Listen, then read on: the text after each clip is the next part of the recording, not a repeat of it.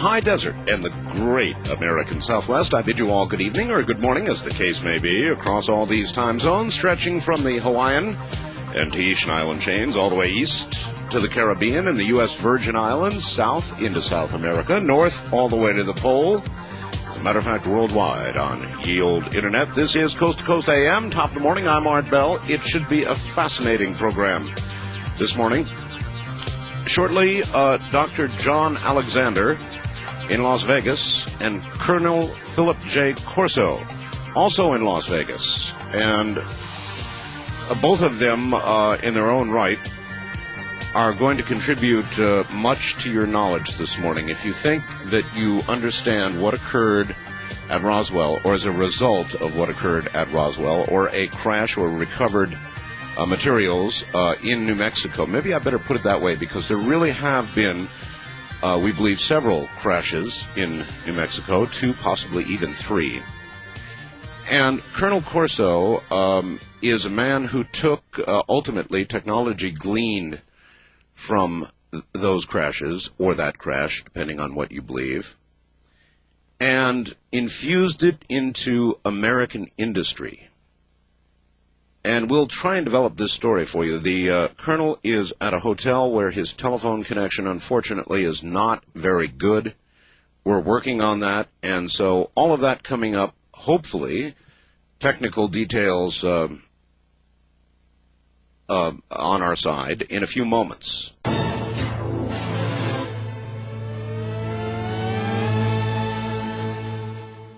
I'd like to welcome WRFC AM radio in Athens, Georgia, to the network.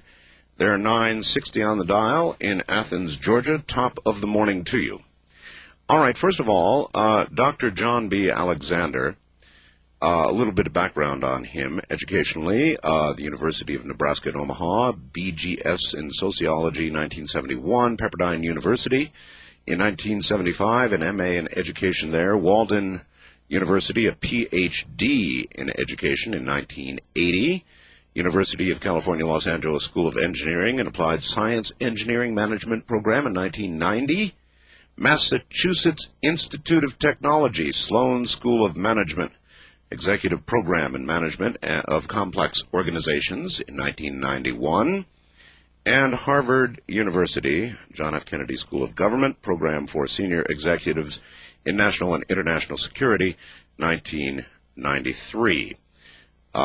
Dr. Alexander has been an investigator of and a developer of non-lethal warfare systems. He is an absolutely fascinating person, and I trust that we have him on the line. Dr. Alexander? Great.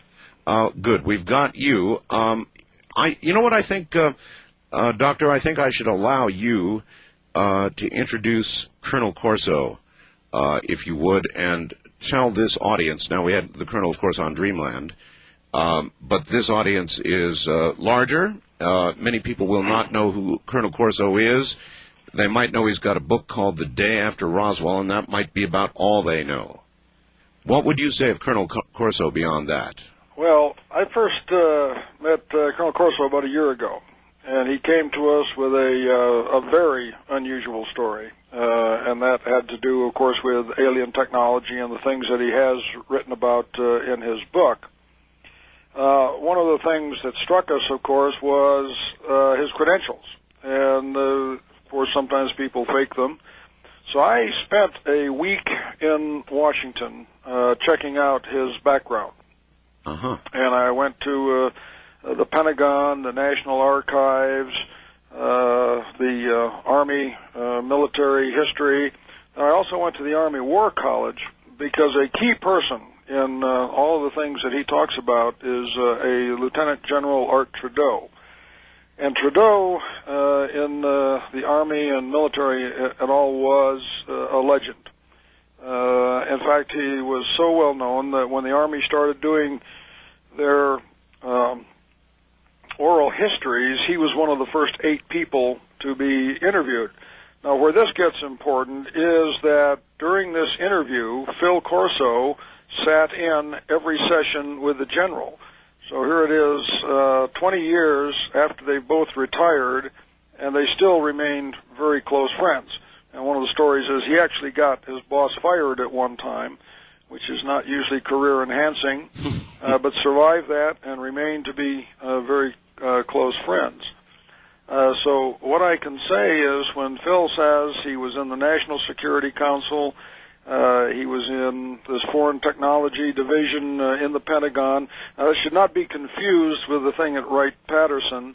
This was a small Army thing. Basically, it was Phil, and a position that he held until he retired, looking at foreign material. And, of course, he claims that this, some of it at least, was from the crash saucer. So it would be fair to say the colonel is a former Army intelligence officer. That's true. All right. He worked in with a heavy background in research and development. All right. Let's see if we can bring him on. Colonel, are you there? I fear that we have lost the colonel, and I suspect, Doctor, that what they're doing is changing his phone out as we requested they do, Right. And it may be we're trying to get a better connection. Anyway, I've got a little bit more on the colonel, and I'd like to read it. Former intelligence officer, yes. Part of the Allied occupation forces in Rome from 1944 through 47. At the end of World War II, Operation Paperclip, which brought German rocket scientists to the United States. During the Korean War, he served under General MacArthur, and from 1953 through 57 as a member of the National Security Council under President Eisenhower. All of this, by the way, once again, ladies and gentlemen, has been very, very carefully checked out. It was in 1961 that Colonel Corso was appointed Chief of the Army's Foreign Technology Division by Lieutenant General Arthur Trudeau. You just heard about that. There he worked in research and development, R&D, translating classified weapons design plans into defense contracts. It was then, on a certain fateful day, as the colonel tells it, that a file cabinet was wheeled into his office, the contents of which he was asked to examine by Trudeau. Corso was advised the contents were not, quote, run-of-the-mill foreign stuff, unquote, and was suggestively told to research the Roswell file before writing up his summary. Among the items in the cabinet, the colonel says he found a mysterious shoebox of tangled wires, a dull grayish silvery foil-like swatch of cloth that he was unable to fold, bend over, tear, or wad up, but that bounded right back into its original shape without any crease. I wonder if any of you recall from the movie that exact description. Visually, you saw that material in the movie Roswell. And though it was a dramatic reenactment, that was obviously very much like we have described here. And that is just the beginning. So there are many, many questions. We're going to take an additional break here because we're going to try to get the colonel back on the line again and see if the hotel has his telephone situation worked out. So we'll do that, and with fingers crossed, Colonel Corso when we return.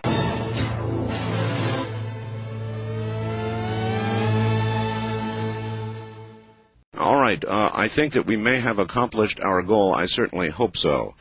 I believe now in Las Vegas, here is Colonel Corso. Are you there, Colonel? He says. Now, we've lost him again. I do not understand that. All right, let's hold on. Dr. Alexander, are you still there? So we've lost Dr. Alexander as well. Well. I wonder what's going on here with our telephone system. Doctor, are you there? We may be having difficulties, folks, with our phone system. We're going to try all of this one more time and take one more break and try and get this done.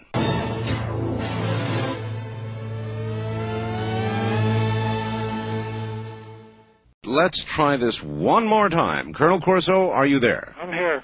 Okay, we don't yet have Dr. Alexander back, but we definitely have you. And what I'd like you to do, if you'd be willing, is to add to what Dr. Alexander said and tell us about your own background. My background, well, I came in the Army in 1940 when the war started, right after Pearl Harbor. And I was drafted, and I went to officer school, and I came out as second lieutenant, and they put me in an artillery outfit. And right after that, I got transferred to intelligence. And I was sent to England, got promoted to first lieutenant, and I joined British MI-19, and they sent me to Cambridge for 3 weeks, and I learned intelligence under them. And from there, I went to North Africa.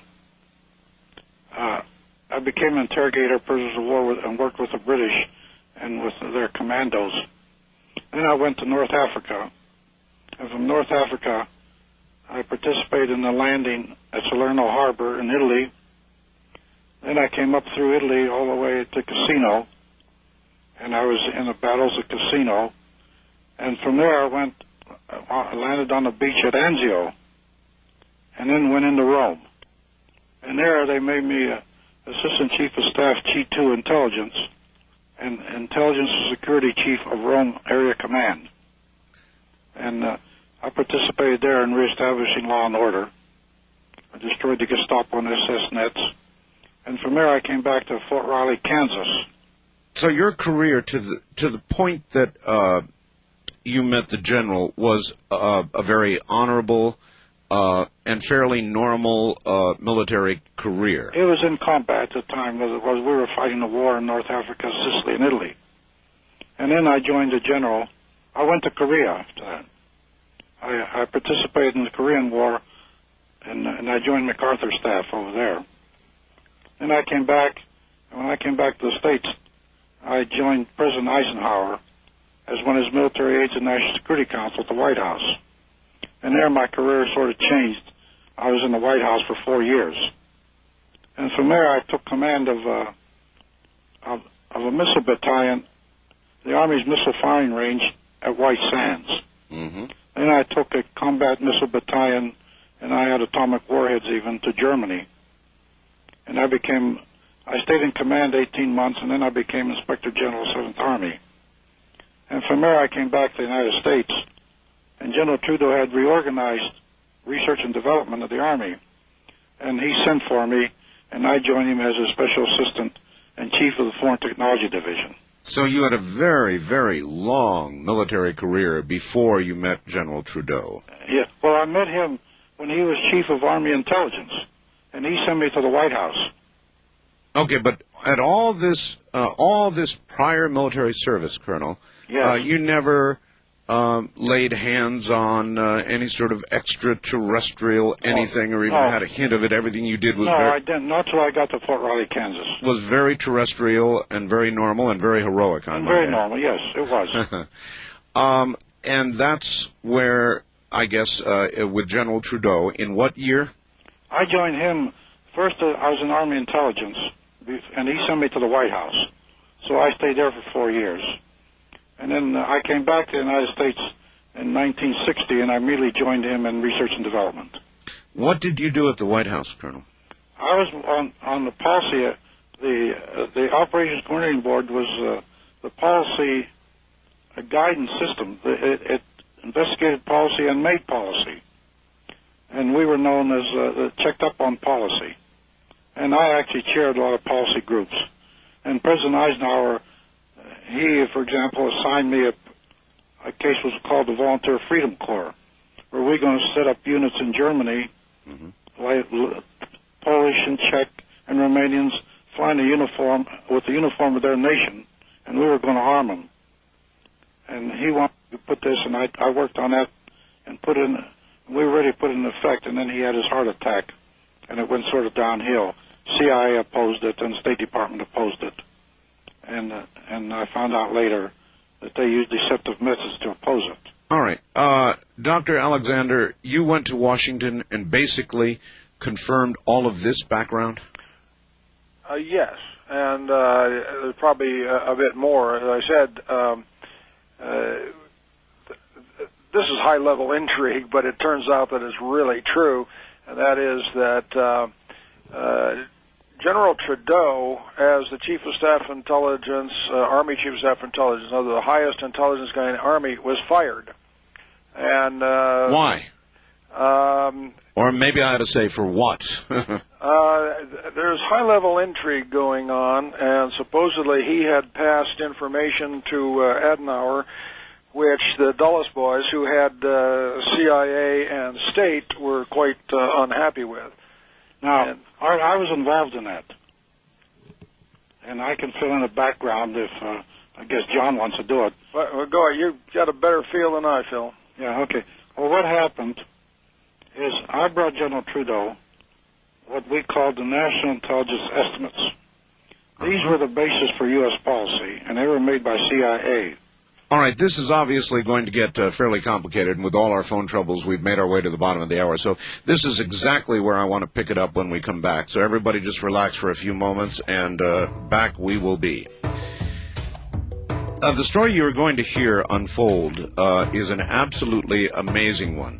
The background you're getting now is absolutely necessary to establish exactly who Colonel Corso is.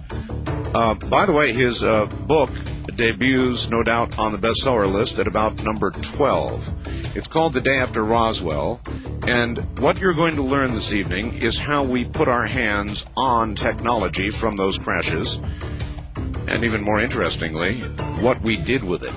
All of that coming up next. I'm Art Bell.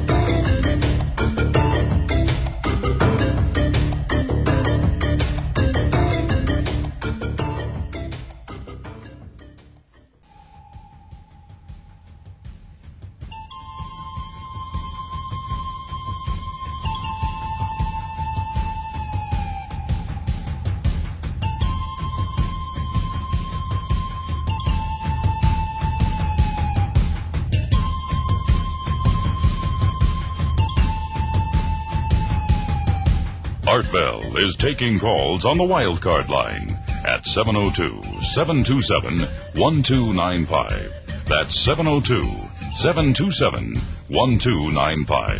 First-time callers can reach Art Bell at 702-727-1222. 702-727-1222. Now, here again, Art Bell. Good morning.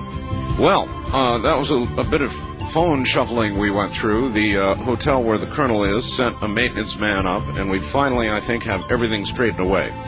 My guests are Dr. John Alexander and Colonel Philip J. Corso. And the story that is about to unfold, if you listen carefully, will, for many of you, remove all doubt of what has happened with regard to our technology, whether we've been visited by alien life, all of that wrapped up into what you're about to hear. So hang in there.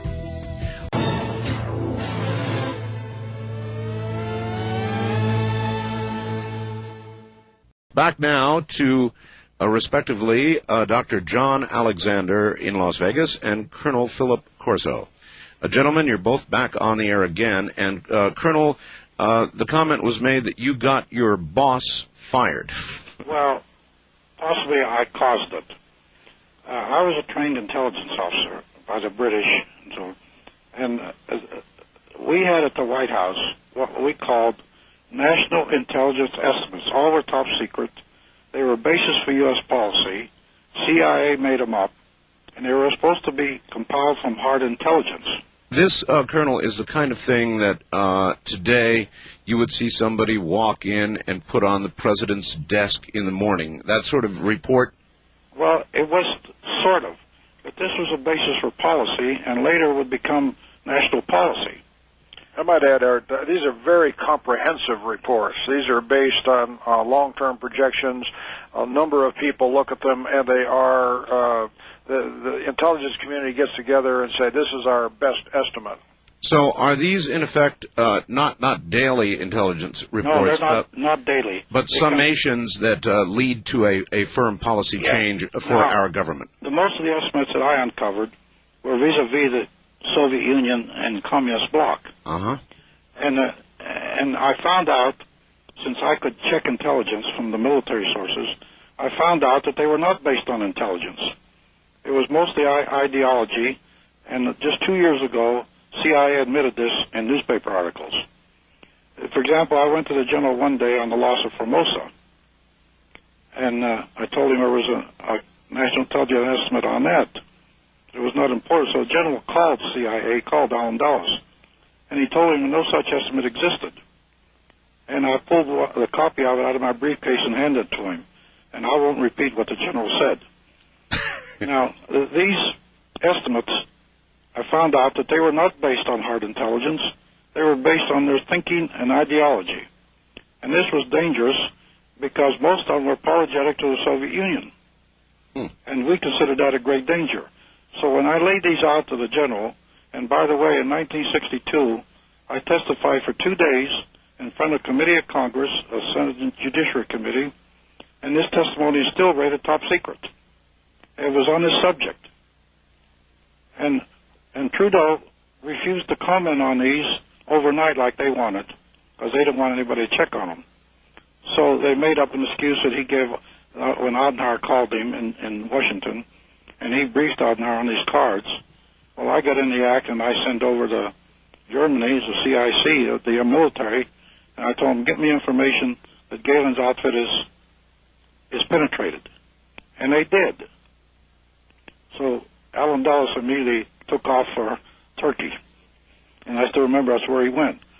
And two of my friends, former ambassador of Thailand, Max Bishop, and ambassador to South America, Mexico, Robert Hill, came with me. We went to see Senator Bridges, at the time chairman of the Armed Services Committee. Mm-hmm. And he was a tough old man. And he promised us that there won't be another officer promoted in the Army until Trudeau was brought back and promoted. And he did. He got promoted to lieutenant general. So this was the intrigue that went on. And, of course, this increased my animosity with CIA because they didn't like an intelligence officer uncovering this. I'm sure. And remember, at the time, I was at the White House, which was considered above them. So I could call a few names back when I wanted to. And there was not much I could do about it. But this was the intrigue where General Trudeau was relieved, and then brought back bigger than ever. In fact, he took command of a corps, then came back and reorganized research and development, which was in logistics, a secondary mission. All right, who was responsible, do you think, for bringing General Trudeau back? Yes, because we were close. Until the old gentleman died, we were close friends. No, I understand that, but what I'm asking, Colonel, is who Strom was... Thurmond. What was that? Who brought him back? Yeah, who brought back General Trudeau? Well, Secretary of the Army Brooker and a couple of generals, chief of staff, who was, at the time I forget his name, but he was a friend of the generals, and they brought him back, and he became chief of research and development. But it was because of Strom Thurmond and the support from the Hill. Yes. So Congress is integrally involved in this. That's right, they were. There were strong senators, Senator Eastland, Senator Dirksen, Senator McClellan, and Senator Thurmond, and Nolan, and people like that were involved on General Trudeau's side. And I know because I talked to every one of them personally.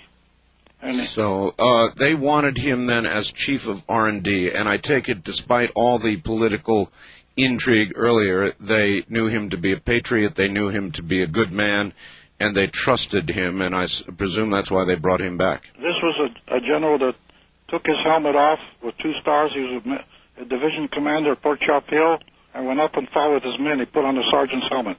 Mm-hmm. And this was a major general, a division commander. That's the type of man he was. And also very religious. He went to retreats at Loyola, and one of the most brilliant men I ever knew in my life. And so naturally, as he came back, so did you with him. Well, I came back from Germany, mm-hmm. and when he found out I was back, he sent for me. And I walked in his office, and I saluted him, and he said, "You aboard, Phil?" I told him, "Yes, sir." He said, and the only order he ever gave me was, "Phil, watch things for me, the rest don't understand." And what he meant, the inside workings of the government. So that was the story on the general. Okay. Because he challenged the estimates, which were a danger to us. Because the Soviet Union at the time has said, we will bury you. I recall. Yeah.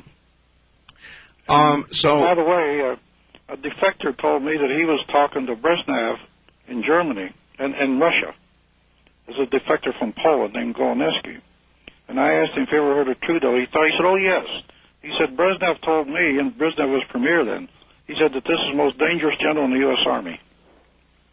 A defector actually told me that, Michael Goloneski. And from what point of view do you think he meant that, the most dangerous man? He meant that also as a fighting general, and because of his knowledge also in R&D and intelligence. He knew what they were up to. All right, so now you went to work for General Trudeau, and this is where things begin to get interesting for you. Yes. At this point, again, you had never laid hands on anything extraterrestrial, probably hadn't seen a UFO or anything else. In other words, you were not any sort of ufologist or even interested. No, I saw a body at Fort Riley, Kansas, but I put that out of my mind until I could corroborate the information, like in intelligence, and prove it. And later there were some experiences that happened. My radars were picking up objects at White Sands when I commanded the range battalion, traveled 3,000 or 4,000 miles an hour. I guess that we better back up then. If you saw a body at Fort Riley, Texas, tell my audience... Kansas. It was in Kansas. Kansas, I'm sorry, Kansas. Tell my audience that story.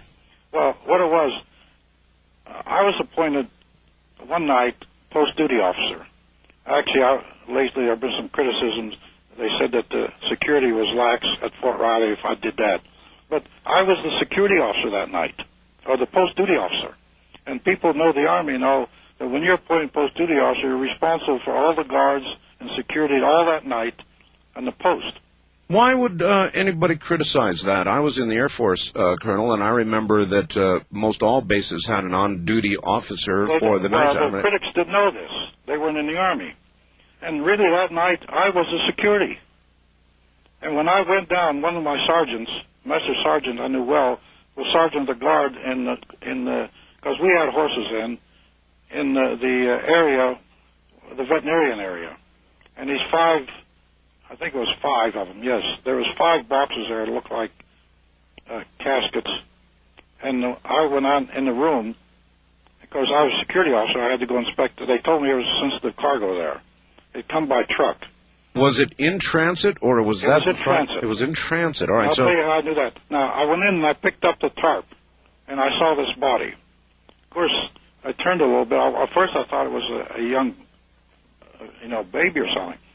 Then I got a little bit turned, like you do in combat, when something like that happens, your stomach gets upset, but you recover fast. Mm-hmm. And I told the Sergeant, get out of here because sensitive area, I don't want you in trouble. Go out to your post, and I'll be out in a second. I put the tarp back down, Now, this only lasted 10 or 15 seconds. And what do you recall seeing? You say you saw a body, Colonel. I saw an extraterrestrial, skinny arms, skinny legs, under 5 feet, had a fairly large head, not large, but compared to the body it was large, and the eyes, they were slanted eyes, no nose, no mouth, no ears. And it was floating in some liquid, and it was a gray color. And that's what I saw. And I immediately dismissed it. I figured, I don't know what it is until I can corroborate like an intelligence, maybe later. And later on, I was able to prove what it was. Do you know what that liquid was? No, I had no idea. Uh-huh. And you say there were a total of 5. Is that correct? 5 caskets or 5, if that's what you want to call them? No, they were crates-like. But they had a liquid in them. The thing was floating in some sort of liquid. Okay, what date was this, as best you can recall? It was Fort Riley, Kansas. And the date? 1947. It was in July. July. Because I went to Fort Riley, Kansas. I was stationed out there with garrison duty. We had an intelligence aggressor force we were setting up for the military, and we were writing courses for intelligence. And I joined the Department of Non-Resident Instruction at Fort Riley, Kansas. All right. Since you're an eyewitness to this, and you're now 82 years old, is that correct? 82. It's very, very important that we be very clear about what you saw there. This is a very key point, I believe. The Air Force, as you well know, had a news conference and said, well, they were dummies. Now, is there any chance that what you saw And in fact, as you know, the Air Force at their news conference showed these dummies that they dropped in later years, 1953 actually. But even if they had dropped them in 1947, they might have. Could you have been looking at a dummy, a non-being? You know, I told people in late interviews that I will not criticize a sister service, and I won't, because I fought in Korea with them, and I have a lot of friends in the Air Force, but their superiors I will criticize. There was no question in my mind what it was. I know the difference between a body like that I saw there and a dummy, or even a monkey like some said, and then they've even come forward and said maybe it was Japanese in that balloon. I don't know where they get these stories or why they make them up. It's beyond comprehension to me. They don't have to do this. So you saw a creature. There's no question about it. Yes. I take it, Colonel, you saw the Air Force's news conference, correct? Yes. And you saw the dummies that they showed that were dropped, correct? Impossibility. And that is not what was in that... No chance. No chance. All right. Do you know where these bodies were next headed? I do know. When I came out, I asked the sergeants on the guard that night. Right. I asked, and they said, we talked to the drivers. It came from an air base in New Mexico. There was 5 trucks. Mm-hmm. And they were heading for Wright-Patterson Air Force Base. The boys, they had a driver and a co-driver, each truck. And the soldiers told the sergeants that. And they reported that back to me. It was on its way. And remember, in those days, about one of the only cross-country roads was Route 40. And right. They were coming through Route 40. Right. And they were heading for the Air Force Base in Ohio, Wright-Patterson. And the soldiers told them that's where they were going. All right. Do you think that anybody else, the soldiers accompanying these caskets or whatever they were, also saw these beings? Well, the sergeant did that I was with, that came in with me. And then I told him to get out because it was sensitive. Where is that sergeant? I can't answer that. Okay, where is that sergeant now? Do you know? It's been 50 years, I don't know. I wish I did know. Because he was a good boy, you know. Well, he may be master sergeant. A master sergeant at that time. Yes. So he may or may not still be with us. That Art I can't answer. I don't know. All right. So there you saw it. You saw this body, and then what? Then I sort of forgot about it. And then when I became the missile commander at the range in New Mexico, I started picking up these objects traveling 3,000 and 4,000 miles an hour. And I started checking that, and our headquarters didn't want to be informed, so I didn't say much.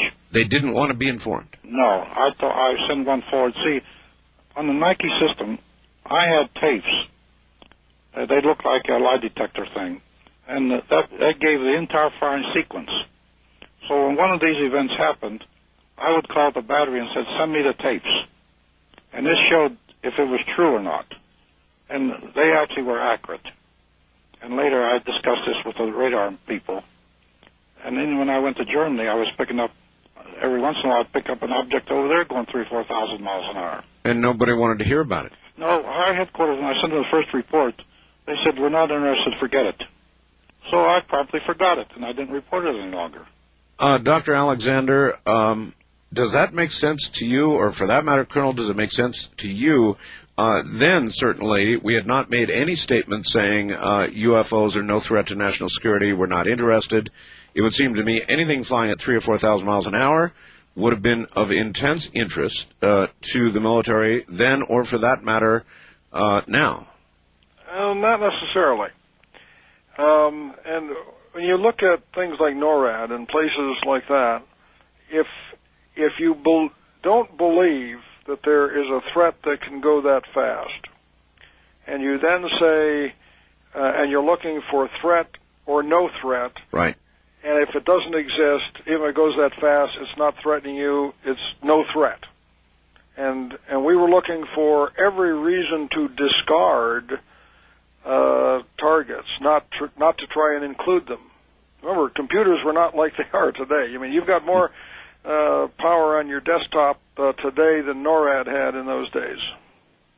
That is true. And I suppose... My computers were the cam type. We had a needle that revolved around the cam. Then I got, those came from England.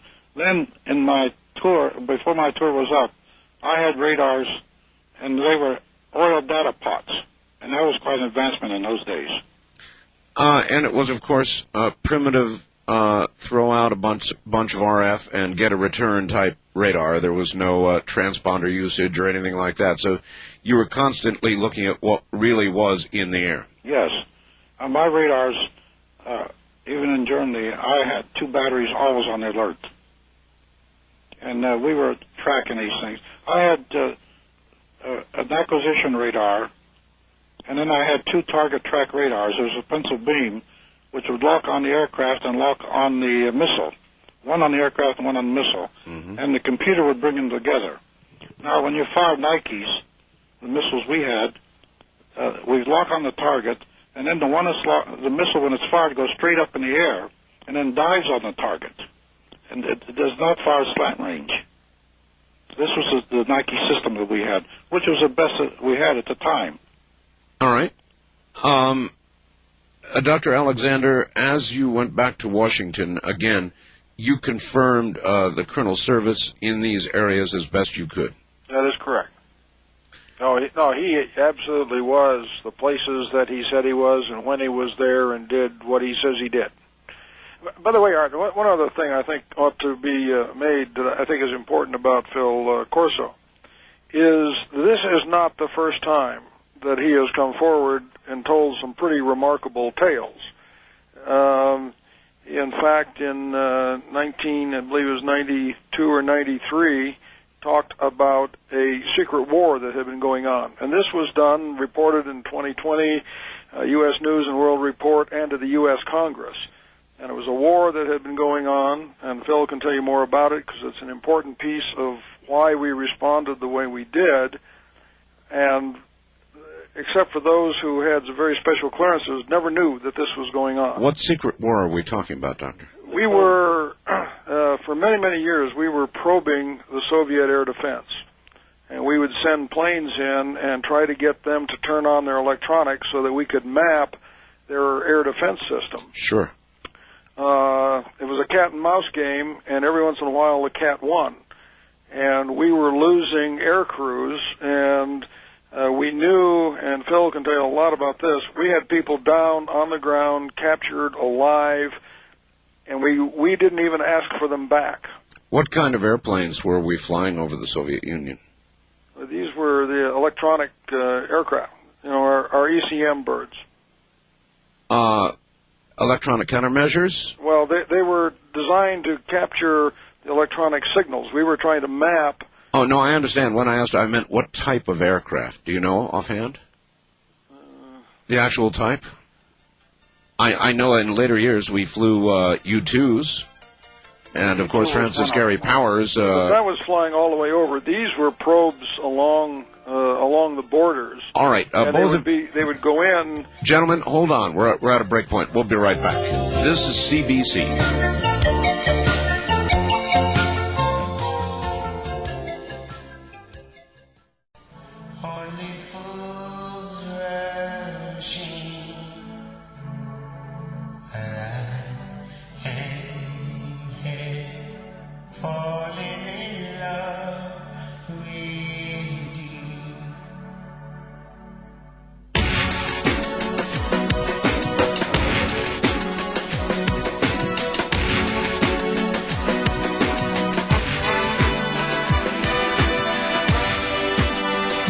Call Art Bell toll-free, west of the Rockies at 1-800-618-8255. 1-800-618-8255. East of the Rockies at 1-800-825-5033. 1-800-825-5033. This is the CBC Radio Network. That it is. Good morning, or good evening, as the case may be. My guests are Dr. John Alexander from Las Vegas, as well as Colonel Philip J. Corso, author of The Day After Roswell, which is a book shaking everybody up. More in a moment.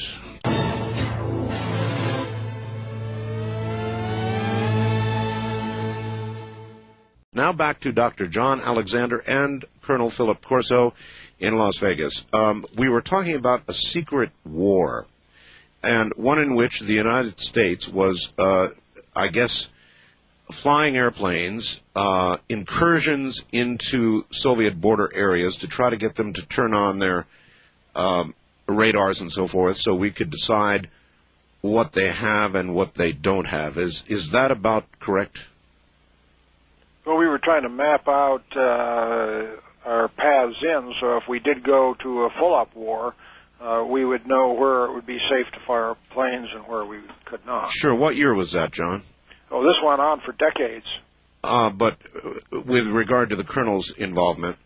Well, he was in the White House in the 50s when we had lost some of them.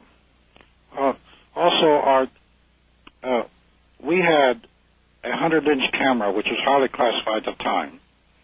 From northeast part of Korea, it could photograph Vladivostok. Really? And this was highly classified at the time, and we were flying that over there. Now, Chris Wallace on prime time, he asked me one day when I was being interviewed on TV, Cold War, and I told him, Chris, I don't want to be ludicrous or it's not a joke. I'm very dead serious on this. I don't know of any Cold War. Every war I've been involved in was a hot war. Mm. And I told him, and boys were dying, they were shooting at each other, 30-millimeter shells and everything else coming at them. Colonel, how many aircraft and air crew are you aware of that we lost during those kinds of operations? I don't have the number, Art, but this went on for quite a few years. And it was a constant battle. And we lost a lot of men. In fact, I had a situation where when I testified in missing prisoners of war, a woman came out to me with her daughter, and they gave me the name of Lieutenant Colonel. I said, oh, yes, I remember him. He was a technical advisor on one of these airplanes with a 100-inch camera, and I used to receive the reports or the photos. The little girl got over and kissed me on the cheek. She said, finally, we don't know what our father did when he got killed, because the Pentagon told us he was joyriding. I told him he was not joyriding. He was a technical observer. Now, these things happened, you know. And Chris Wallace, and we walked in front of the White House, and he took some photographs. He had his cameraman there. And he stopped, and he said, Colonel, now I understand. After all, you people are responsible for the security of the nation. I told him, Chris, I'm glad to hear that you understand what we were doing. Well, I understand that it had to be done. It is a little difficult for the American people to understand that when these air crews went down, even if they lived, they were basically abandoned. Yes, they were. I testified in front of the House Committee and the Senate Committee on this problem. What do you think happened to those men, Colonel? I told President Eisenhower what happened to for example, at Panmunjom John. I was on a truce delegation, and I was on the ground when the boys were being exchanged. A Korean colonel we had told him, civilians told him, there was 500 sick and wounded 10 miles from Panmunjom. I wrote this up. Well, then our prisoners came through, and those boys told me that they saw those boys there. They were sick and wounded, pretty badly sick and pretty badly wounded. So I wrote up a presentation, and the chief delegate took it up at Panmunjom. The Chinese general broke a pencil in half when he heard this. Now, none of those boys came back, and they were all dead. They all died. And this was 10 miles, yet I told the Senate committee for this, you know, they didn't ask me one question about it. Well, maybe they didn't want to know. Well, I think the answer to your question is that, particularly for the technical people, that after they fulfilled their usefulness, they were terminated. Terminated. In other words, no doubt the ones that ended up in enemy hands were tortured for whatever information could be gleaned and then disposed of. Right. Well, they also took their identities. That was the intelligence aspect of what I discussed with President Eisenhower.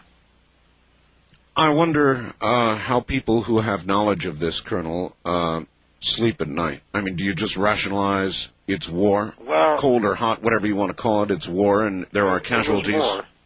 And after all, they threatened to bury us, and they were a threat to us, and we had no choice, just like the extraterrestrials. in the military, you think you always, just in case it's hostile, you're not going to be caught short. Mm-hmm. And we did the same thing in extraterrestrials. All right. In case we're going to be ready. All right. Let's talk a little bit about that. You saw a body in 1947. There's no question about what you saw. You know what you saw. Yes. It then went on to Wright Field in Patterson. And that really was the last contact of that sort you had until when? Well, there was these planes were flying at Red Canyon there, and some things happened there. But then what confirmed it really in my mind, the collaboration, which is no question, we financed a laboratory at Walter Reed, Research and Development did. Yes, sir. They had autopsy reports. They had one and they did autopsy reports, which I had in my file. You had autopsy reports in your file? Oh, yes. In fact, some of that's mentioned in the book. And I described the extraterrestrial. Actually, the way I described him in the book, that one of the reasons when we tried to make flying saucers and they all didn't work, was the extraterrestrial himself, or it, whatever it was, they had no sex organs.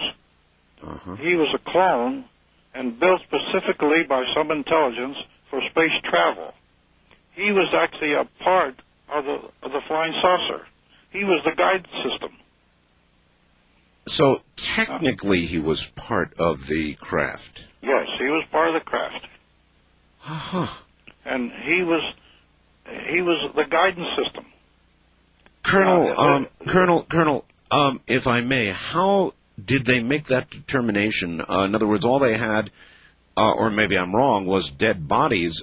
Did they have any live? Not that I know of. Not that you know of. But we know with electromagnetism, and remember, I had some von Braun scientists on my team.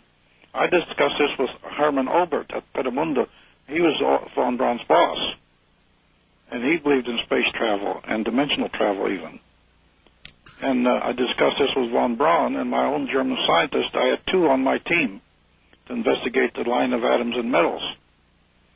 And these people were convinced of that, and they were intelligent people.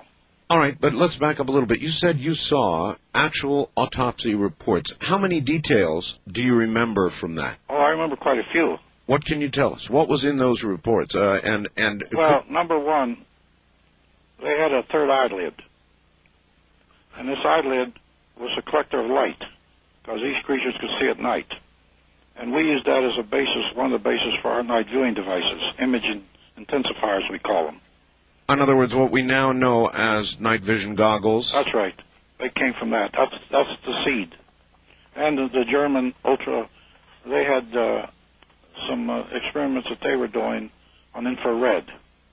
And the Germans, I had their documents, and I was very fortunate that I had the scientists there who could explain the documents to me. Okay, here's where we need to back up a little bit. What knowledge did the Germans have, and how did they get it? Now, the crash that I know about was in New Mexico, but you keep referring to German scientists. There was a crash in Germany, from Albert's telling me what he told me, and there was also some crashes in Russia.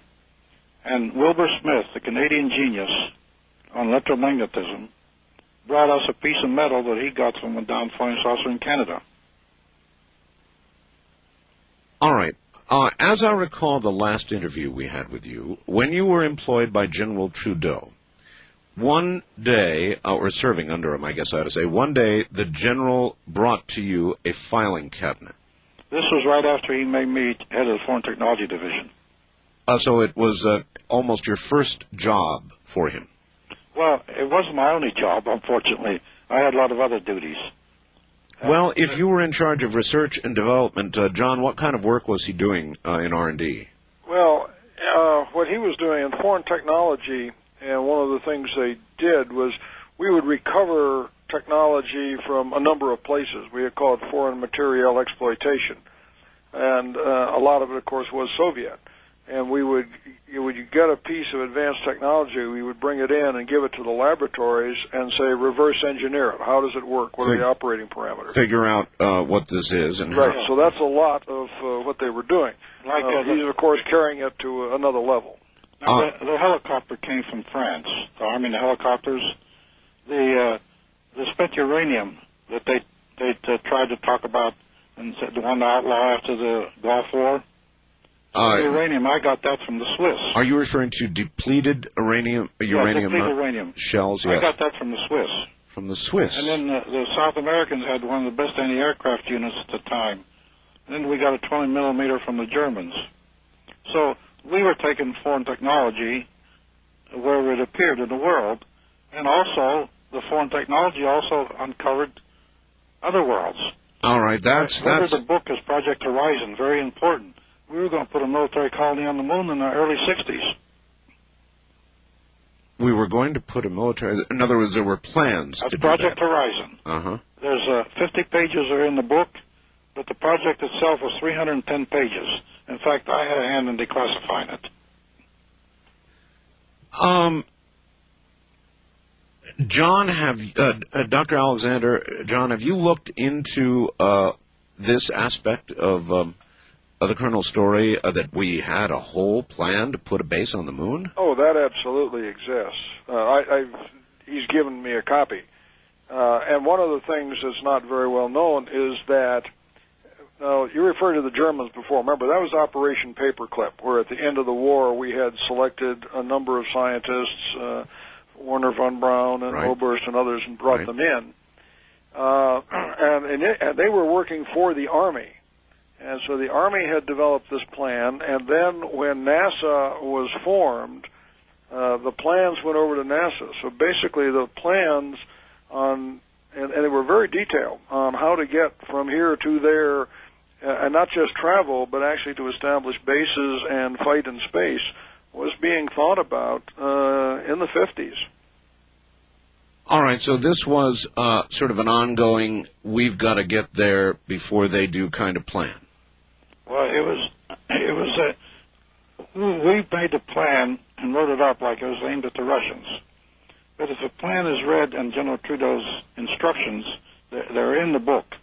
The letters he gave of instruction, you see that we were aiming at any enemy from outer space also. And MacArthur knew about this. So obviously at that point they had hard knowledge that there were others and that they were not necessarily friendly at all. Yes, and what we said, just in case, was our motto.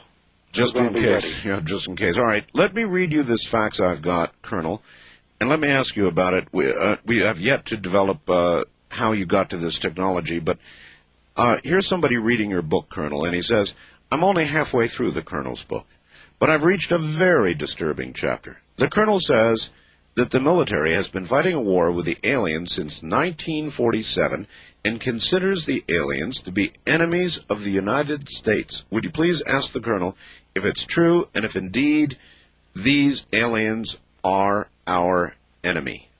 Art, I had a list of overt acts on their part. Maybe accidental, maybe not planned, but they were overt acts.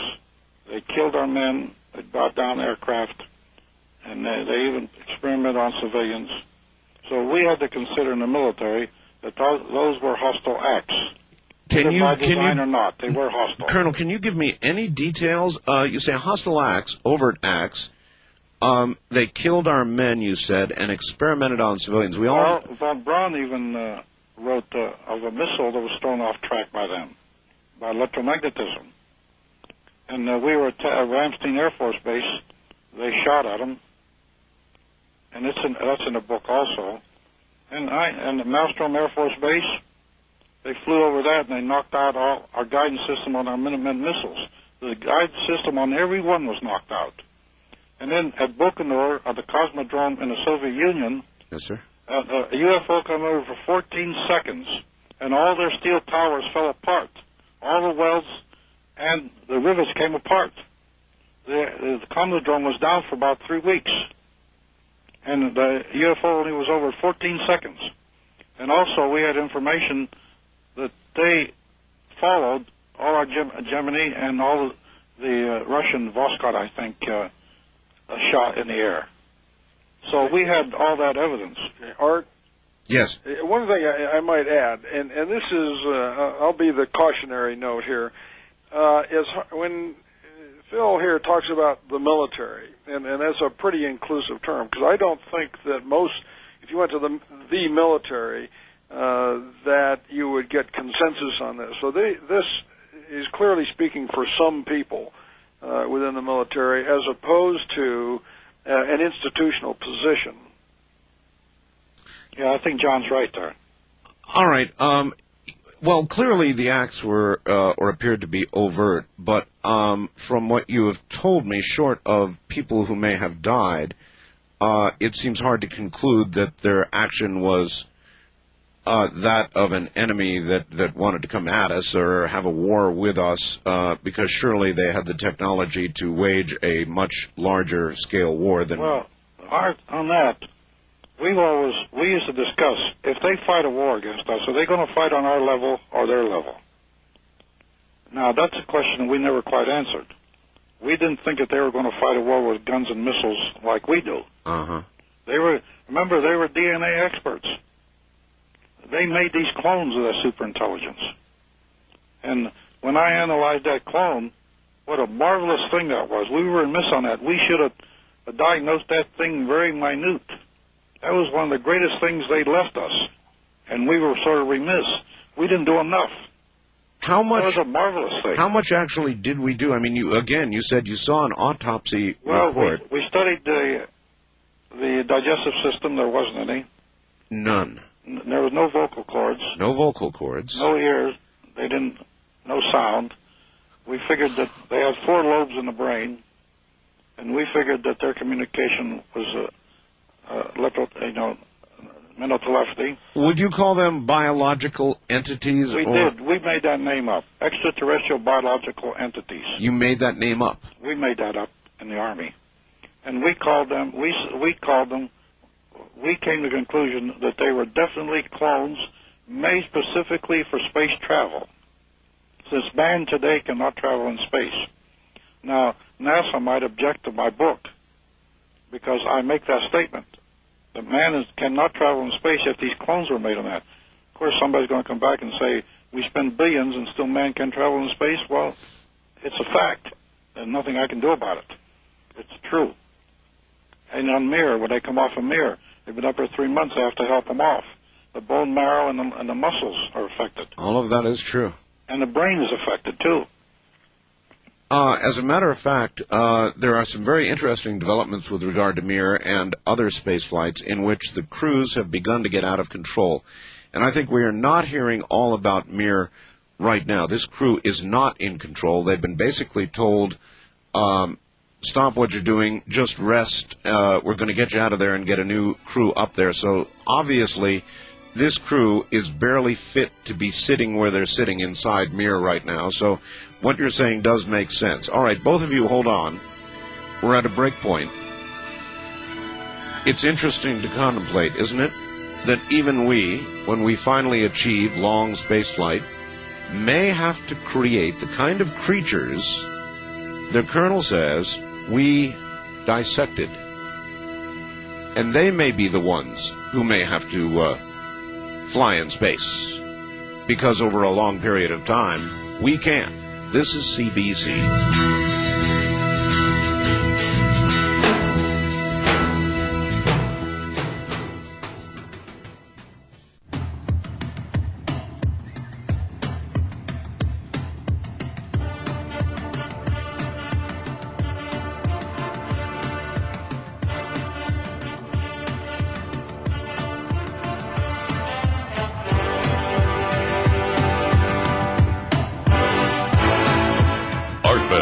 Taking calls on the wildcard line at 702-727-1295. That's 702-727-1295.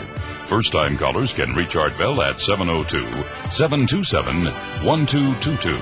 702-727-1222. Now, here again, Art Bell. Once again, here I am, and I suggest you listen very closely. Colonel Philip J. Corso is my guest. He wrote The Day After Roswell, probably one of the hottest books in the country right now. Dr. John Alexander is with us, both of them in Las Vegas.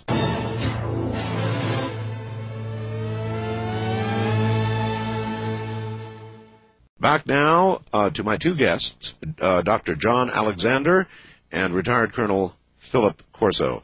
Gentlemen, you're back on the air again. John, where would you think it would be appropriate we take the story now? Wow. Well, we have kind of gone all over. I think what Phil did from his perspective for research and development. Let me, maybe I'll add another note, if I might. I have had the opportunity to talk to a number of Phil's contemporaries, and the story is very interesting, and I've got to tell you, it's a paradox. I'm talking about people who went on to have ranks at 3- and 4-star general levels, who were colonels at the time. Right. And I would ask them, the big question is, where'd this stuff go? And I'd say, do you have it? Can you corroborate it? And they would say no. And so I said, then we should not believe Phil Corso. And they said, oh no, he did really strange stuff. In other words, they're saying, I don't want to admit to any of this. I don't want any part of it. But then you ask about Colonel Corso, and they say, well, yes. Yeah, they give him very high marks, and these were contemporaries. They were guys who were colonels with him, and as I said, they stayed in and progressed, and at least one of them took General Trudeau's position 2 or 3 moves down, several years later. All right, let's try developing as we did in the last interview, Colonel, because it is very important. Tell the story about General Trudeau one day delivering to you a file cabinet. Yes. Well, he gave me the file cabinet, and he said, Phil, there's some things in there. I want you to develop a program for utilization and exploitation of these. Utilization and exploitation. With applied engineering, that means go out to industry and people are working on this. You find them, you develop a plan for me. All right, here you had a file cabinet full of all this stuff. Where did he say it came from? He didn't tell me. He said, it's in there, Phil. It'll tell you where it came from. So normally you were working with Soviet stuff or German stuff or whatever. Yeah. So I would think that at that moment you probably thought that's exactly what was in the cabinet. Yeah. Well, I had 3-drawer cabinet, Mosler safe, and the top drawer was General Trudeau used to kid me and says that's Corso's junk drawer. Yeah. And the UFOs fly in and out of that drawer. And because when I'd lay these artifacts on the table, they look like junk. So he laughed about that and said, of course, it was junk pile. What was in your junk pile, Colonel? Well, there was a piece of metal, about a piece of postcard, and the atoms were aligned in it. The atoms were aligned in it? Aligned. That made it give you terrific strength. Radiation wouldn't pass through. And he gave me the instruction. He told me one day, he said, Phil, I'm going to appoint a special team, and you're in charge, and the general that John just talked about knows about that team, because he was there at the time. He was a colonel with me. And that team, he told me this. He said, Phil, this is bigger than Los Alamos. Space vehicles, light as a feather, can travel space, no radiation penetrated, and nothing can harm them. Because it was paper thin, but the strength was terrific. You couldn't dent it, we couldn't scratch it or anything.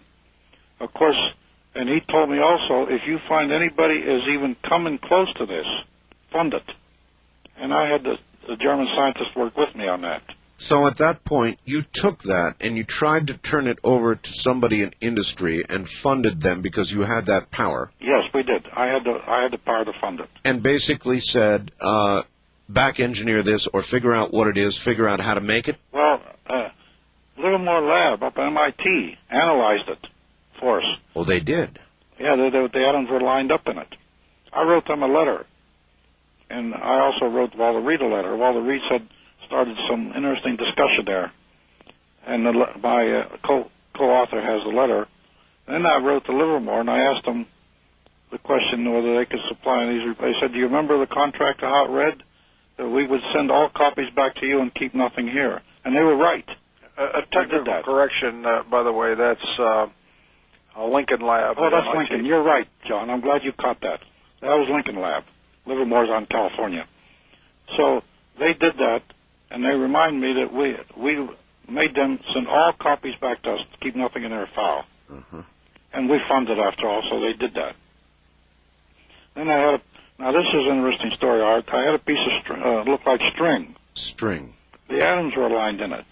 It was so tough you couldn't burn it, and you couldn't even cut it. Was it metallic, or was it light string like or cord? Thread. Like thread? Like cloth. It looked like it. All right. The nearest thing in this world that we found that was nearest that was a spider web. Terrific strength. You can stretch a spider web for miles. The spider spins it and aligns the atoms in it. And you can stretch it 5-10 miles before it bends and won't break. And then it springs back into space. Now, we funded that with Wyoming University. We made flak jackets out of it. Only we couldn't make flak jackets because we couldn't get enough of it. We tried to get them to clone the spider, and I think to this day they haven't succeeded. Huh. But there's terrific strength in that, in the spider web. Marvelous thing.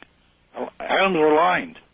Atoms are aligned. Dr. Alexander, now with two pieces of material from this file cabinet that ultimately, I guess, came from Roswell, atoms are aligned. Can you explain that? Not very easily, actually. As I understand, what he's talking about is that by instead of having a random selection of the atoms, that they were able to establish the polarity in such a way that the strength was greatly increased. You're right, John. But they were actually not able to duplicate the metal. Is that correct? Well, we failed in that, Art. Failed. We were never able to do it. All right. Now, we invented a small atomic engine that's in the Saturn probes and the Mars probes. Yes. It was our little iron engine that we built at Fort Belvoir. And we could never harden that, so we couldn't put it in anything that man could travel in it, because we couldn't harden it, meant keep the radiation out.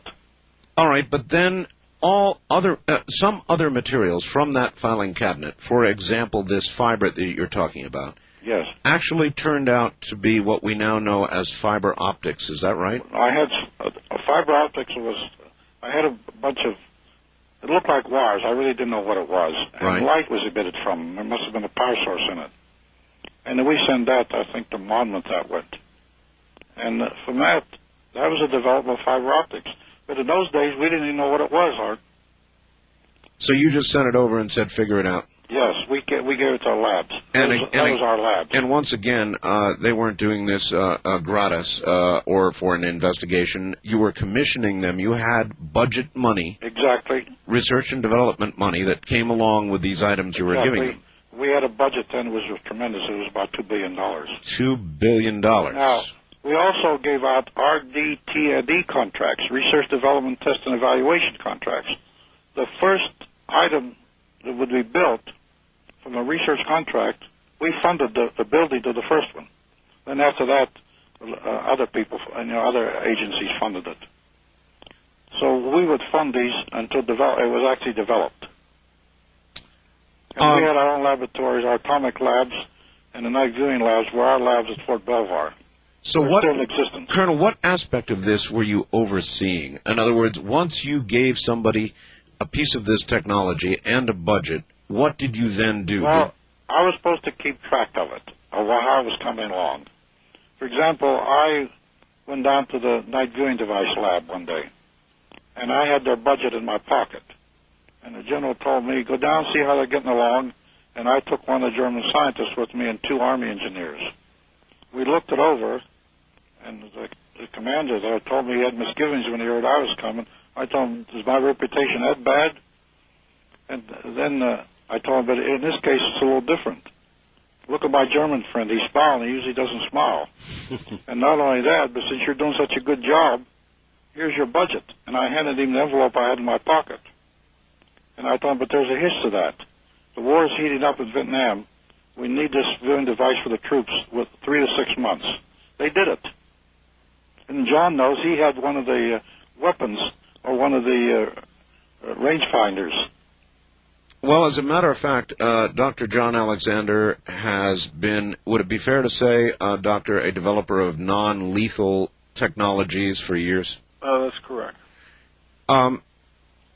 Doctor, can you, in essence, back up any aspect of this regarding night vision?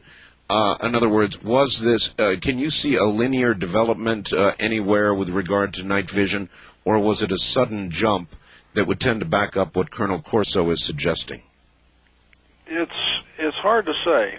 And I've got to say, when Phil and I first talked about this and how they went about it, he described a classic black program in which it folds back in on itself, is almost untraceable. Because remember what he said, and this is in Phil's words, they found people who were already working the field, sure, so that it would not show up as, here's something, totally out of the blue. So it could look as though it were some sort of natural progression. Right. Yeah, the ultimate problem with, if Phil is right, it means that we have to rewrite science. And you're going to, we also have to rewrite history. Well, I'm talking about the history of science, because it means that, everything up to Nobel Prizes and people who have been awarded money and patents and all of that should not have got some help. Now, we encouraged industry to take the patents, and I have supported this in a pamphlet written in 1963 by General Britton. We encouraged them to take the patents as long as they developed it. Well, the alternative to that would be to tell everybody where it came from, so right. There was no choice. Well, we couldn't do that because the climate opinion, they had destroyed our organization, Art. I'm certain they would have. At some point, you must have sat down with General Trudeau, and obviously after you realized what you had on your hands in this cabinet, all of this technology, and you must have had a serious conversation with the general about where it came from, or did you never do that? Oh, we did, almost every day. Oh. Now, let me tell you another thing, Art, you got to remember, too. How some of the developments came from the back door. In intelligence, you check also not actually what has happened, but you check omissions. Right. I walked in the general one day and I told him, General, I got something here that's very serious. Now, I got to let you know, and we got to decide what to do. I told him, number one, there's no food aboard this flying saucer. No refrigeration facilities. There's no water. There's no toilet facilities. There's no recreation facilities. Colonel, I've got to stop you and back up a little bit. You just said something quite remarkable. On this flying saucer, does that imply that you had a craft? Not that we had in the Army, but I had the reports on the craft. You had the reports? Yes. All right. Did these reports come to you along with the filing cabinet full of all these? They did. They were in the top drawer of the filing cabinet. So you had a full report on the craft they had recovered? Yes. Well, as I say, as full as it could be in those days from what they saw. I understand. Here you had the autopsy reports on the beings, extraterrestrial biological entities, robots virtually. Or the Sumerians called them Igigis, I-G-I-G-I-S. And then you had a report on the craft itself. Now, you said there were no facilities, and what you've told me of the extraterrestrial biological entities, it makes sense. They wouldn't need all that, would they? No, they wouldn't. And also, when a general asked me, what do you think is, how do they survive? Well, I have Tesla's reports. And Tesla, he was the genius in New York and then went out to New Mexico. He actually set up his generator right up there at Colorado Springs. Yes, sir. And Tesla, in one of his writings, he had that the body itself is an electrical entity, our bodies. The cells are electrical. And you can propagate our system by electromagnetism. And Tesla actually said this.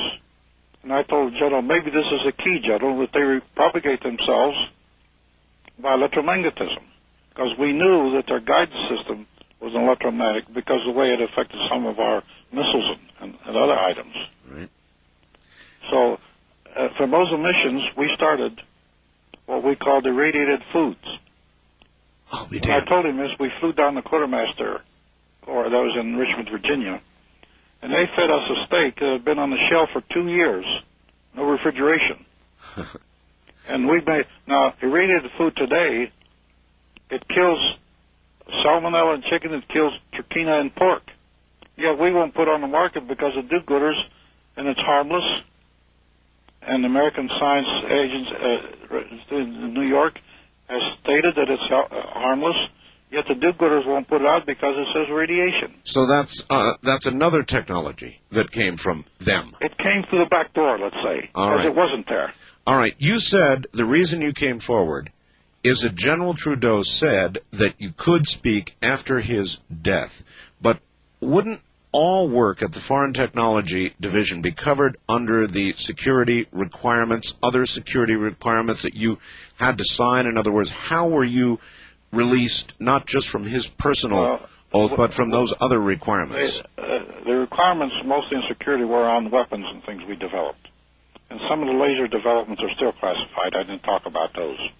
So there are things still I there. had all the clearances, and from this book I did not violate any security because we didn't have the stamp on one of these things. The normal R&D contracts we put out, most of them didn't have the stamps on. Our Project Horizon was secret, and then it was declassified under the General's authority. And I did that too. And the General told you in near his death that you could come forward after he died.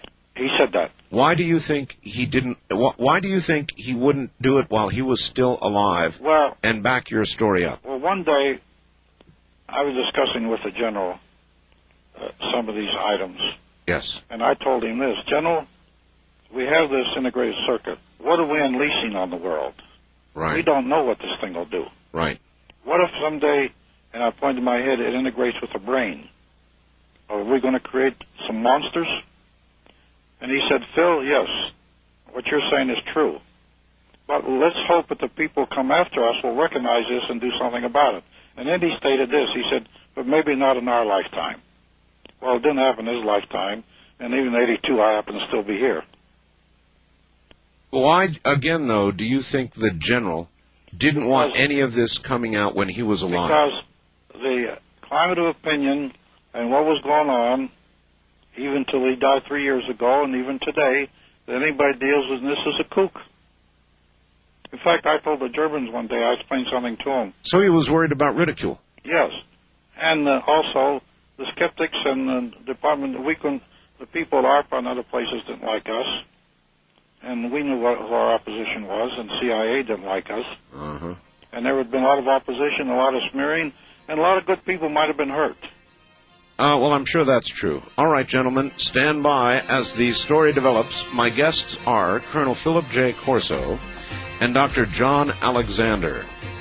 And they will be back, and we have a number of questions for the Colonel with regard to his now best-selling book, The Day After Roswell. So much of our technology, from night vision to fiber optics to irradiated food, came directly not from our heads, but from theirs. This is CBC.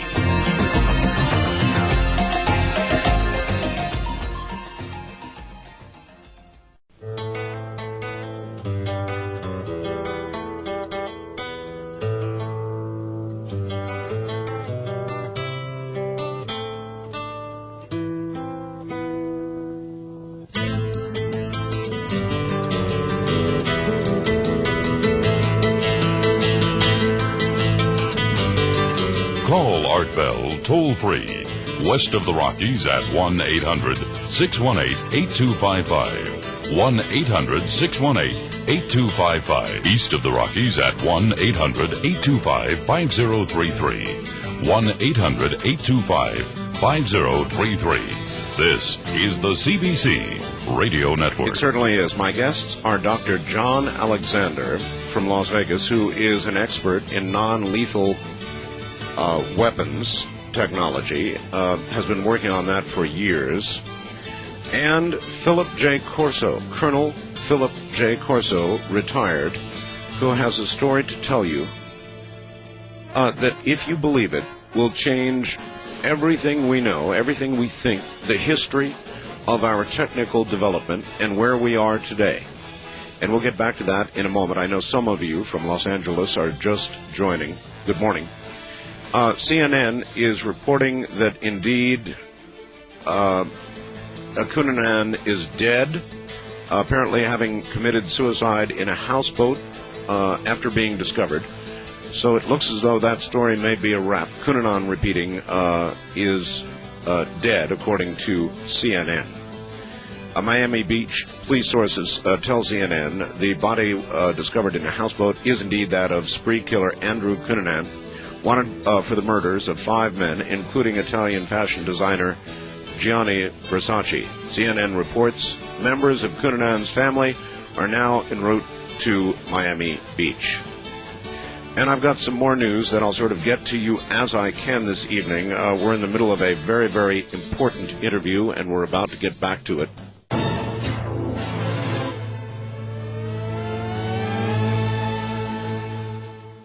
All right, back now to my guests, both in Las Vegas, Dr. John Alexander and Colonel Philip J. Corso. And I've got a fax here that says, "Hi, Art. This is really not complicated. Colonel Philip Corso is simply telling the truth. The problem is there are going to be a lot of people that simply can't handle the truth, and they're going to be using a variety of psychological mechanisms, including suppression, denial, rationalization, to avoid dealing with this simple truth. And the truth is that, Colonel, you had all of this material given to you by General Trudeau, which you then apparently funded. In other words, you actually began to go to American industry and give them this material along with budgets to develop this technology. And what you're telling us is that the technology we enjoy today, much of it, fiber optics, night vision goggles, and on and on and on, all came from an alien crash or alien crashes. Do you know totally how many there were, Colonel? No, I really don't have the count. I had about a dozen important items. So I don't know really. At the moment, I'd have to go through my notes that the book was taken from and see how many we did have. Do you know, Colonel, whether you were the only one given these alien artifacts or whether others were doing parallel work? I heard rumors that the Air Force was doing parallel work. Uh-huh. But we never cross-fertilized because we kept it ourselves to protect our, let's say, our organization. You also believe, do you not, that the Germans were doing some parallel? They were doing it. Their scientists actually told me this, and people the caliber of von Braun and Obert. All right. You've mentioned the names of several people, Colonel, who were involved over the years. Frank Kaufman, one of the still-living first-hand witnesses. I met him at Roswell. I had him as a guest on this program a couple of weeks ago and claimed to have been part of the cleanup team at Roswell. Can you confirm that Frank Kaufman was involved in the cleanup? Yes, I met him out there. I think he was a sergeant then. And he was very happy that I finally came forward. We had dinner one night at the Roswell Inn there, in Roswell. So I was introduced to him. It's the first time I met the man. And it seems he's my age, I think. And he was very logical and very emphatic of what he saw. All right. Well, one of the things he did, Colonel, was dispute your claim that a creature was shot at the crash site. No, I'm not sure of that, whether it was shot or not. That I'm not certain of. So that could be... I think Kaufman is right on that. All right. I think I was sort of an error in there. I shouldn't have been in. All right. Since you've written your book, this is a very, very important book. If you believe it, it changes all of our history, or a great portion of our history, and what we think of ourselves. Has anybody, senior in government, come to you since the publication of this book and told you to shut your mouth? No. No one. Why do you think that? Why do you think that? When Mitchell, the astronaut, confirmed it, he confirmed that I was a sort of a maverick. And I don't take things that trying to stop me from talking lightly if anybody would try it. Nobody's ever tried it. And again, the things that you're able to talk about because they really weren't classified in the normal way. Well, you can see that. The chip, for example, or the integrated circuit. Yes. It's now known worldwide. Yes. There's no classification. The super tenacity fibers, they're known worldwide now. There's no classification anymore. Mm-hmm. Fiber optics has developed tremendously since our day. Our communication, there's no classification anymore. The imaging devices, we made the first heart pump. The first heart pump? We made that. The Army did. And that came from this technology as well? Fluid hydrodynamics. We had a car at Harry Diamond Laboratory, a little cart that ran on water. Same as integrated circuits, the electricity we put water through and it ran. And I told Senator Glenn about this, and he wanted a photograph that I had. I gave it to him, and I told him, call Harry Diamond Lab. They still might have it up there. It's north of Philadelphia, north of Washington, D.C. Do you retain a photograph of this? Yeah, I have one. You have one? I gave it to Senator Glenn, the one I had, but I have another one. And what did Senator Glenn do with it? I don't know. I haven't talked to him since I gave it to him. Well, Dr. Alexander, I can only imagine now, with the book having been out for a while, with the claims the Colonel is making, after all, we're talking about some very serious technologies here, that there would be people coming forward and saying, this Colonel is out of his mind, we developed so-and-so in our lab, and we didn't get any special materials in order to do that, and I've heard none of that. Have you, John? Oh, you hear some, certainly. And you've got to remember, the way they did it, it makes it untraceable by design. So, I mean, if you remember, what Phil said was that they, if you believe the story, that they were handing it to people already working in the field, getting material that in some cases they thought was Soviet, but that the technology was beginning to move already. Bell Laboratory confirmed that. They thought we got it from the Russians. Well, at that time, and I'm just saying what I believe, our technological advances were far ahead of the Soviets, were they not? Yes, in some most areas. areas. Some they weren't. Yeah, that was not across the board. I mean, there were areas that the Soviets had done some work that exceeded our capabilities. In fact, we were really, one day, I went to the general, I was the first project officer on anti-missile missile, and I recommended the colonel, a friend of mine. He came to me one day and he said, Phil, I got something very serious. The Soviets can take their ICBMs and change trajectory in the air. That was a very serious thing. They left us almost without any defenses. In other words, it is not a ballistic missile in the sense that you fire it and it has a specific trajectory and it goes up and comes right back down. No, it was an ICBM. So Intercontinental. And they acquired this ability before we did? Yes, the capability of changing trajectory in space. In fact, we went to General Trudeau and he got alarmed too, because that was a very serious thing. And we went to work on, and we developed a countermeasure within a short time. It had a crash program. All right, so now like that happened. Now that you have come forward, Colonel, with this incredible information, surely there are others, other than General Trudeau, who has now passed on, who could confirm what you're saying. Lately, I had 4 officers come up to me in uniform. In uniform? Officers. And? They confirmed, 2 colonels confirmed to me that this was true. They knew about it. And a lieutenant colonel came, and the test pilot from B-2 came up to me in uniform. In uniform? Yeah, I don't want to say where it was because I don't want anybody looking into it.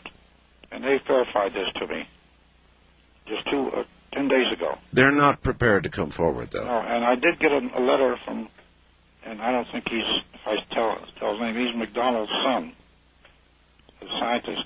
And he confirmed to me in a letter he wrote to me before I left home, where he sent me a this letter. He talked to people. He was on the Jason committee, and he said that Hughes, North American, and Wright Pat, people who are confirmed that finally they said we filled in some of the holes that we wondered about all our lives. John, this came to me in a letter a few days ago. John Alexander, Right. Dr. Alexander, with what resources you've had, what aspects of this have you been able to confirm? Well, what I can confirm is, revolves around Phil's background. All right. That, as we mentioned earlier, he had come forward twice. We actually only mentioned one of the incidents, one, kind of the secret war that was going on. The other was a POW exploitation program that the KGB had run for 50 years, and that came out last year. And so he has twice told very unusual tales and turned out to be true. When I have talked to folks who, as I said, knew him, they state they cannot confirm the details of this, but state we should not disregard him. Colonel, can you confirm that reverse engineering was going on at either Area 51 or Area S4, those areas out here in our Nevada desert that you are now very close to? Well, from information I had, yes, it was going on. But I don't have the details and never bothered to try to get them because I figured that was a sister service. They're military. In fact, General Trudeau went up in front of Congress, and he was testifying, and he recommended and stunned everybody that instead of turn it over to NASA, to turn everything in space over to the Air Force. And people were stunned when he said that. And he actually said this in front of the Senate committee. So we didn't bother with them. They were doing their own work. We trusted them, and we let them alone. And we figured that it's best that we stay where we are to ourselves. All right, to this day, how compartmentalized do you believe it is? For example, do you think the President and our current National Security Council are now in the loop, or is all of this still off to the side and a government, in effect, within a government that harbors this information? Well, the government, when you talk about the government, Art, it's a huge organization. Of course. And I said in some of my interviews, leave the government alone, it'll cover itself up. And that's true. That's what happened. It happened on my POW reports, missing POWs I sent from Japan. Kissinger, even in Scowcroft, said that those reports didn't exist, yet they were there. We found them later. People didn't want to do anything with them. When you touch UFOs, people run and hide for some reason. I know. And I guess it's still going on. Because I've been attacked, minor attacks, so nothing of any consequence. And even Whitney Sabert, the man who wrote Communion? Yes. He told me, he said, Phil, at Roswell, Phil, some of the attacks are we treading on their territory. Oh, that's right. That's how you know you begin to get attacked. Do you believe, Colonel, that the Foreign Technology Division, may still be involved in seeding this technology into industry? Because we didn't figure it all out back then. I can't say. I'm not clear anymore, and I haven't been in contact for a while. Although people tell me, like these people in uniform just told me a week ago, it's still going on. So I hope it is, because it's important enough to keep on going. And I think some of these developments, I surprised my son one day because we build airplanes, these Rutan-type airplanes, and a B-2 came over at an air show, and I told him what to do, and he called me. He said, "Oh, no, it can't." Then he called me up, and he said, "It came over and it flew like a little airplane. It held near impossible for a big airplane like that." That means some of the developments are going into that craft. It has to be. Say, Art? Yes, John. On FTD, and again, this was an small Army organization, not the one at Wright-Patterson with the Air Force. And one of the things I was able to confirm is that when Phil came to the Pentagon, this unit was created, and right after he left, it disappears. If you follow, what I did is go through the phone books for that period in the Pentagon. So you were able to confirm that division at that time? At that time, and then it disappears as he retires. And right after Trudeau left, because remember, he was working directly for Trudeau. And right after, a few months after General Trudeau retired, that's when Phil Corso retired. Yeah, I retired 6 months after he did. 6 months. Like General Beach, he gave me my last decoration, the Army Commendation Medal, for what I did with General Trudeau. General Trudeau. But I still stayed in touch with General Trudeau. And 3 years ago he died, releasing you from your vows to him. Yes. And then what made you decide, Colonel, to write this book? I mean, Well, one of the reasons I decided to write it, my grandchildren, the 3 little boys, asked me one day, what did you do during the war, Granddad? So I figured I'd better leave them a legacy and put it on paper, because really I never had any intention of writing a book, you know. That wasn't my area at all. And I started to write. And I put it all down, including my Italian experiences and even other investigations that I did in the government. I started to put those on paper. I figured at least I'll leave them for a legacy for the little boys. And from there it evolved into this book, which I never expected to see that. Colonel, if you had not written this book, you're 82, you're not going to be around forever. None of us will. Would we eventually, in your view, know about all of this? Would there be anybody to come forward, or would eventually all those who can tell the story you're now telling? Well, I think that most of them are gone, really, now. Remember, most of the people that were working with me were my age. They all had been honed in combat, and that's how we were able to keep a secret. There was a certain affinity between us. And I think that they're mostly all gone because a good percentage of them are older than I was. In fact, in the testimony, when I testified in front of Congress on missing persons, I told because the families were sitting there, I said that when I met the boys, that Pamela and John coming across, they were younger than me, maybe, and I'm 82 and I'm still here. Maybe some of them are still alive. Of course, it was a long shot, but at least there was some hope for the families. Sure. At one time, Barry Goldwater asked General LeMay about seeing the secret room, some secret room at Wright-Patt Air Force Base. Yeah. LeMay told Goldwater, actually cussed at him and said, never ask me about it again. Yeah, that's right. Was Goldwater unknowingly referring to your room? No, he was referring to Wright-Patterson. Wright-Patterson, where those bodies went and where you presume... I knew Goldwater. I used to go up his office and talk to him. Uh-huh. In fact, I notified him when his private line had been tapped by CIA. Did he ever ask you about this No, he technology? never did. He didn't know I was involved. And I never told him. The only one that knew really on Capitol Hill was Thurman knew, and Senator Eastland knew. But those were the only two. And McCormick knew. I forgot about McCormick. I was great friends with John McCormick, the Speaker of the House. He knew also. He knew. Because I went up to MIT with him and gave a lecture, and the speaker was a grand old man, and he was a good friend of mine. We got along real fine.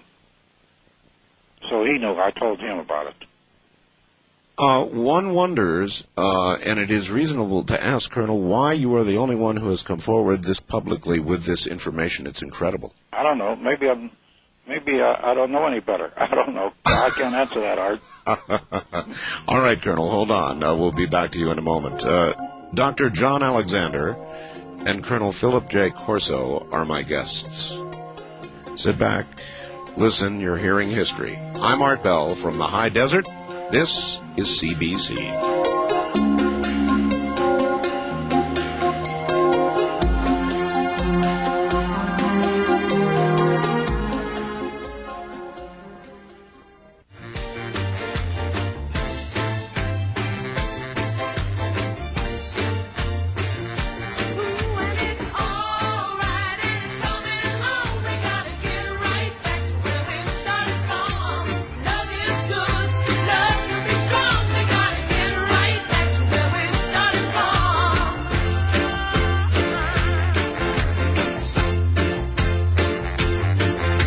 Art Bell is taking calls on the wildcard line at 702-727-1295. That's 702-727-1295.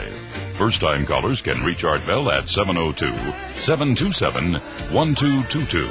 702-727-1222. Now, here again, Art Bell. Once again, here I am, Philip J. Corso, retired colonel, and Dr. John Alexander are my guests. Listen closely. What you're hearing, you may not have another opportunity to hear. At any rate, back to our guests in a moment.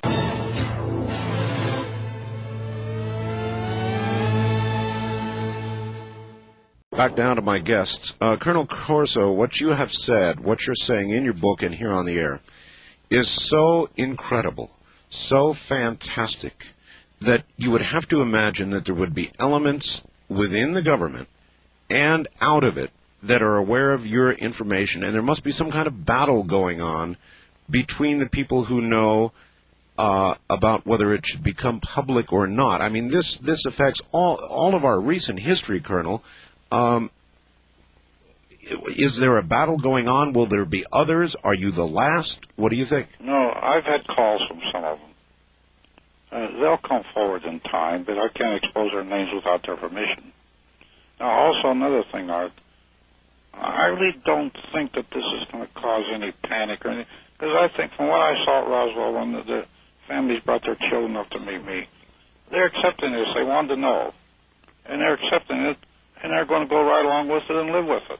I don't think there's going to be any great explosion or any panic. I think they're accepting it as a thing of the future, and I think it'll end up that way. And that's the way I hope it ends up. This is part of history. It's written now. The young ones accept it, and mostly I want the young ones to accept it because we won't be here that long, but they will still be around. And I think that's what's going to happen to the book. It's going to be accepted. It's what they wanted to hear. Hey, Art? Yes, John. Can I interject kind of an administrative thing? We haven't had a chance to talk. I might mention, I said that Phil is high energy, and I think we can see that, but he's now in 17 hours today. I understand. So, but it might structure the kinds of questions you want to answer in this segment. All right. There's news breaking tonight. This may seem funny, but it's not. They have constructed the world's tiniest guitar. It's about the size of a single blood cell, 20 times thinner than a human hair. It has 6 strings that can be plucked, but they are actually too small to be heard. Is this kind of... Actually, scientists at Cornell University carved the guitar out of crystalline silicon to demonstrate the possibilities of building devices at the microscopic level. Could this be technology derived from this same group of artifacts, Colonel? It could be, because some of the things in there make a little sense, that you just said. And the first transistor I saw was almost out with microscopic little wires in it that came from the flying saucer. What happened to all of those materials, the ones that were not turned over to industry?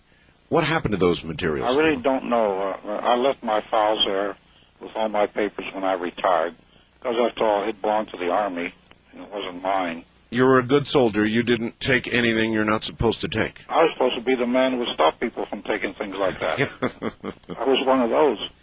And I couldn't betray the trust that the general had in me. And also, I never had any intention of writing any books or doing anything like this. It never entered my head in those days. Well, how did you come then to write the book? Well, I mean, did you struggle with it? Did you? No, not so much. When I decided to do it after the general died, and the children, my grandchildren, asked me what I did during the war, I not only wrote this, but I wrote my experiences in Italy, like I said, and I wrote about other investigations that I worked on, and I wrote all this as a legacy for the children, for my grandchildren. Yes. And then this book here that's now it started to develop from those writings. I figured I might as well discuss this too. General Trudeau's been involved, you see. So I started to put it on paper, and when I got it all done, it was actually Simon Schuster already asked me if I'm interested in getting my notes that this book was taken from published, because the notes is a different type of people, that will be looking at that, and not people that want to hear the story. All right, Colonel, I asked you this on Dreamland, but I think it has to be asked again. On Dateline, I think it was Dateline, at the very end of the interview, you said something that people used to discredit your story. You said, you would tell them sometime about a time machine, or something about a time machine. Yeah. Can you clear that up? Well, I discussed that with Hermann Obert, the German. I think it's in the book. And that in time, I think, will be clarified, because there's other countries that are working on things of that type. But at the moment, I think I'll just leave it the way it is in the book, that those were discussions with Hermann Obert at the time. All right. If you had items from a crashed UFO in your office, did you at any time consider the possibility that there was potential danger, radiation, whatever else, on handling these materials? Well, we considered that on the chip and the integrated circuit, like I told you, that we might be leasing something on the world which we didn't understand. You see, Art, I tell a lot of people, don't think that we were so intelligent that we knew what we were doing all the time. We didn't know what these things would do and how they would end up. Even fiber optics, we never knew how that would work. We didn't even know if it was wires at the time. Yes, sir. But gradually it evolved, it developed. All right. If our military, since 1947, has had the only physical evidence, or at least some physical evidence, of the existence of alien ET spacecraft, which would be considered certainly a reasonable threat to national security, why has the military shown no interest in civilian UFO reports? Well, there's another thing, Art, you'd have to split the military up. Which part of the military doesn't want to see it and which part does want to see it? That's a good point. Because we were the opinion, we were military, we wanted it out, and we gave it out. Some of the Air Force people are the same way. Other factions in there don't want to put it out because they're afraid of being labeled kooks and so forth. But I think that gradually some of the new developments I've seen, I think, refer back. Now that wing, that B-2 flies, there must be something on anti-gravity in there that I know about. But I'm not sure of that because I haven't seen it myself, see. And I never bothered. If it's classified, I'm not cleared any longer. I can't go and find out about it. But sometimes I hear from friends of mine, you know. When you were given this file cabinet, how long did it take for you to realize what you had on your hands? Oh, I'd say that I gave General Trudeau the entire plan within a couple of months. That starts development, how we should start the development. And then gradually, as I looked at the things and conferred with scientists and other people, I began to see which courses to take.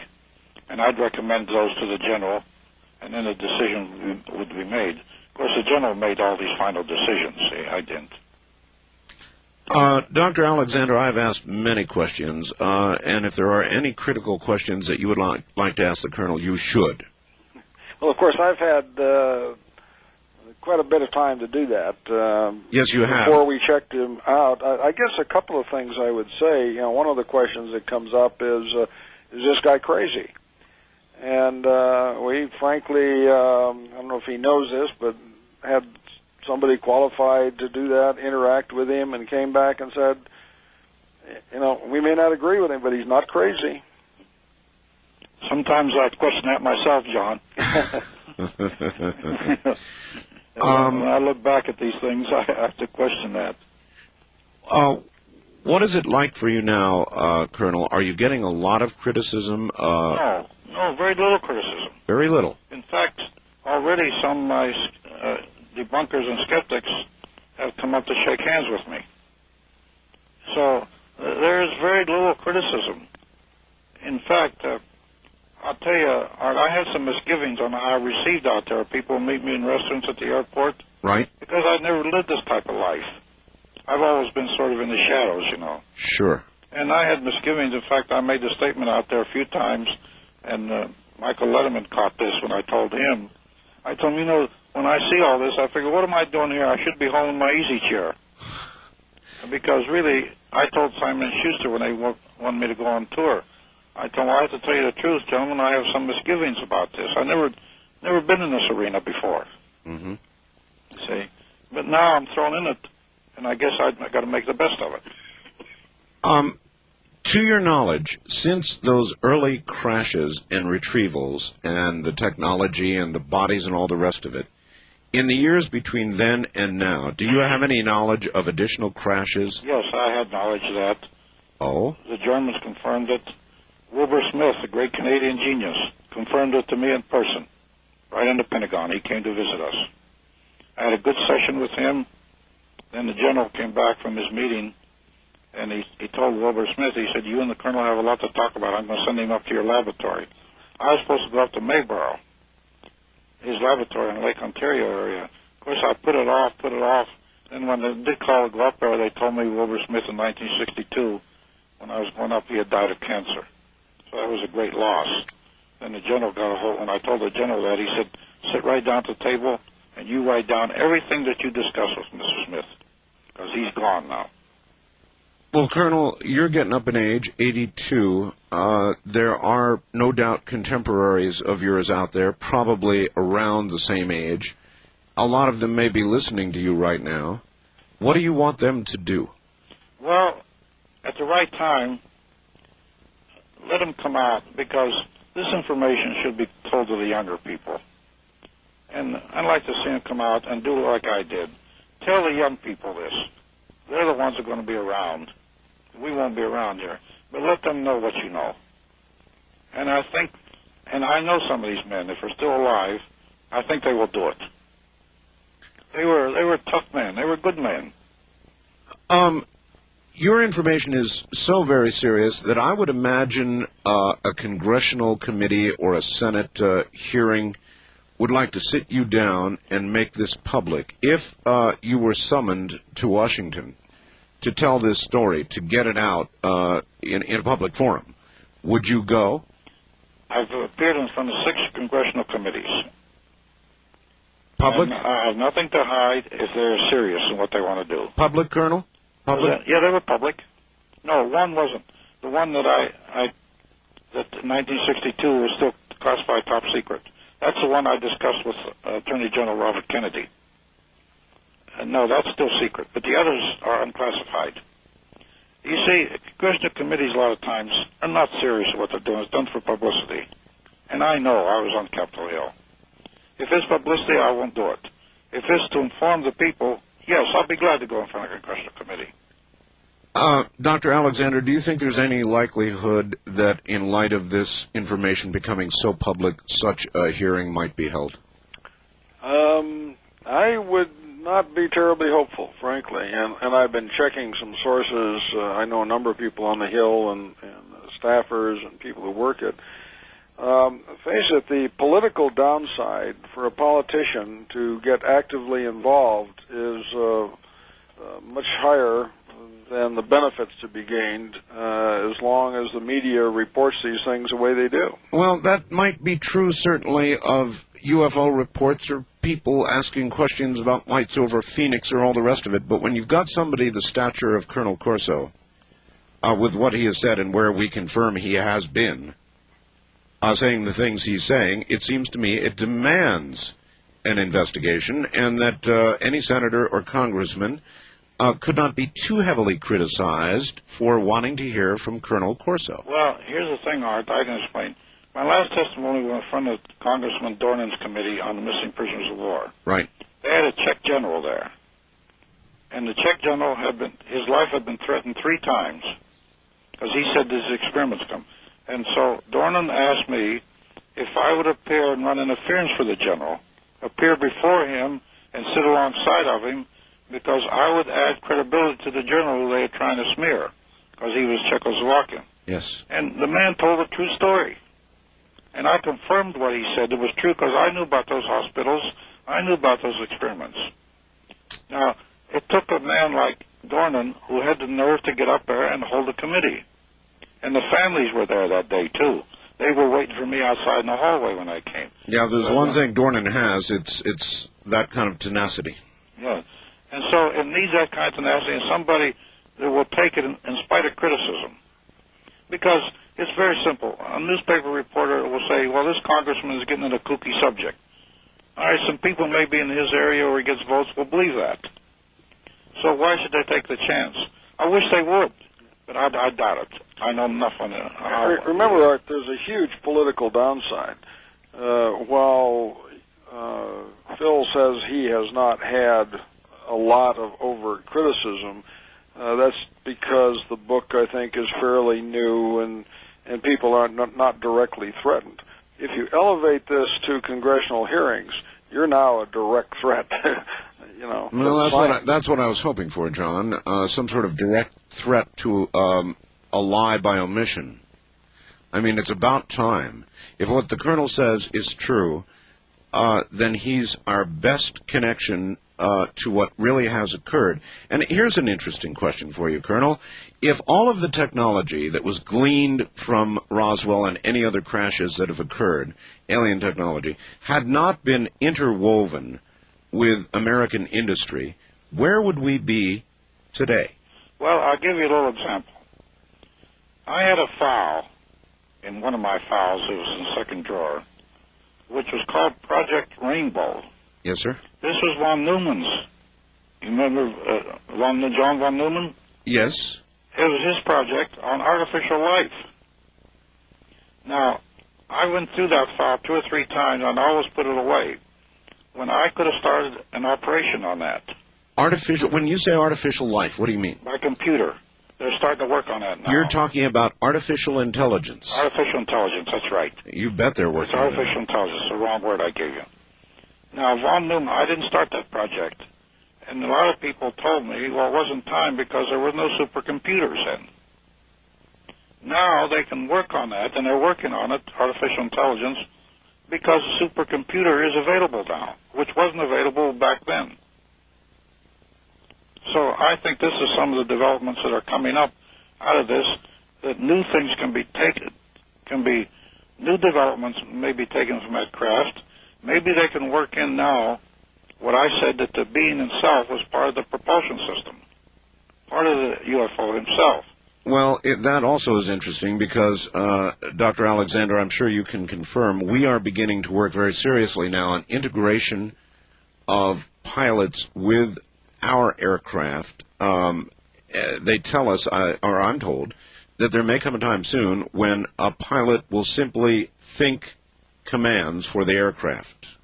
Is that ongoing research? Well, Firefox is certainly ongoing. I think, however, the next step is to take the pilot out of the aircraft. And have it be completely robotic. Correct. What they're calling unmanned aerial vehicles or unmanned, unoccupied combat vehicles. Well, that's really what the superintelligence did. They took what they were, or their people, out and put a robot or a humanoid in there. Sounds more like a humanoid. In other words, half machine, half biological entity. One day I was walking down the hall with General Trudeau, and I told him, General, I think that son of mine is a little bit crazy. He says that engines talk to him. The general stopped. He said, don't say that, Phil, because some people have certain relationships with engine and solid matter which we don't understand yet. Now, this was actually General Trudeau's words to me when I approached him on that subject. So a racing driver, at times he says he feels like he's part of the racer, of the engine, of the car he's driving. Right. You see, these things we don't know too well yet. We haven't lived. And I think that in the book where I say that the UFO was an electromagnetic thing, and the EB, or the extraterrestrial, was part of that aircraft, of that UFO. An integral part of it. He was a propulsion system, an integral part of it. This is what we're talking about now. Do you think those bodies are still at Wright-Patterson? No, because the lab said that they faded very fast. Their composition, I think we didn't study it enough, really. We should have. And that was partially I blame myself for, because I could have carried that on and I didn't do it. In other words, the disposition of the bodies, that was in your hands, Colonel? Well, I could have, at the time... You could have followed up. I could have followed it up and done something and made them study more with what they had before the things all deteriorated to the point where we couldn't work on them anymore or look at them. The Air Force recently, of course, at the 50th anniversary of Roswell, or just prior to it, had a big news conference, and they disclaimed the whole thing once again. How did you react when you saw that, Colonel? Well... Sadness? I can't conceive what their I can't conceive why they're doing that. It's beyond me. And like I told most of the newsmen, I wouldn't criticize the sister service. I followed them in Korea. I had a lot of friends in the Air Force, and I won't criticize them. And I told them, please, gentlemen, don't ask me to criticize. But their superiors, I can't even conceive or why they did something like this. And I made the statement, if I'd have done something like that, I think General Trudeau would have thrown me out of the top window of the Pentagon. All right, gentlemen. I can't understand that, Art. We are at the top of the hour. I have more time. If you can stay, fine. If you feel like you've got to get to bed, fine. It's up to you. I think we ought to, Phil has a plane in the morning. Oh. Well, then, Colonel Corso, I want to thank you for being here. As I told you when you were on Dreamland, you're a very patriotic person. And you've given us a lot to think about. Colonel, thank you. John Alexander, Doctor, thank you. Art, you might want to hear this. When I was at... Well, if there's more, you're going to have to hold on a few minutes, all right? Yeah. All right, stand There's by. one thing I want to tell you. All right, fine. Stand by. All right.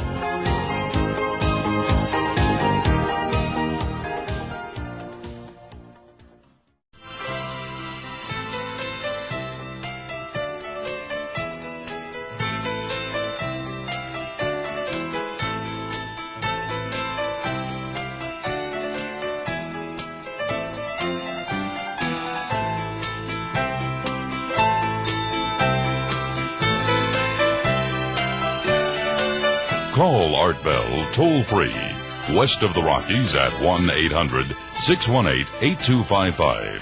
1-800-618-8255. East of the Rockies at 1-800-825-5033. 1-800-825-5033. This is the CBC Radio Network. The American CBC Radio Network. My guests are Dr. John Alexander and Colonel Philip J. Corso, retired. Back to them in a moment.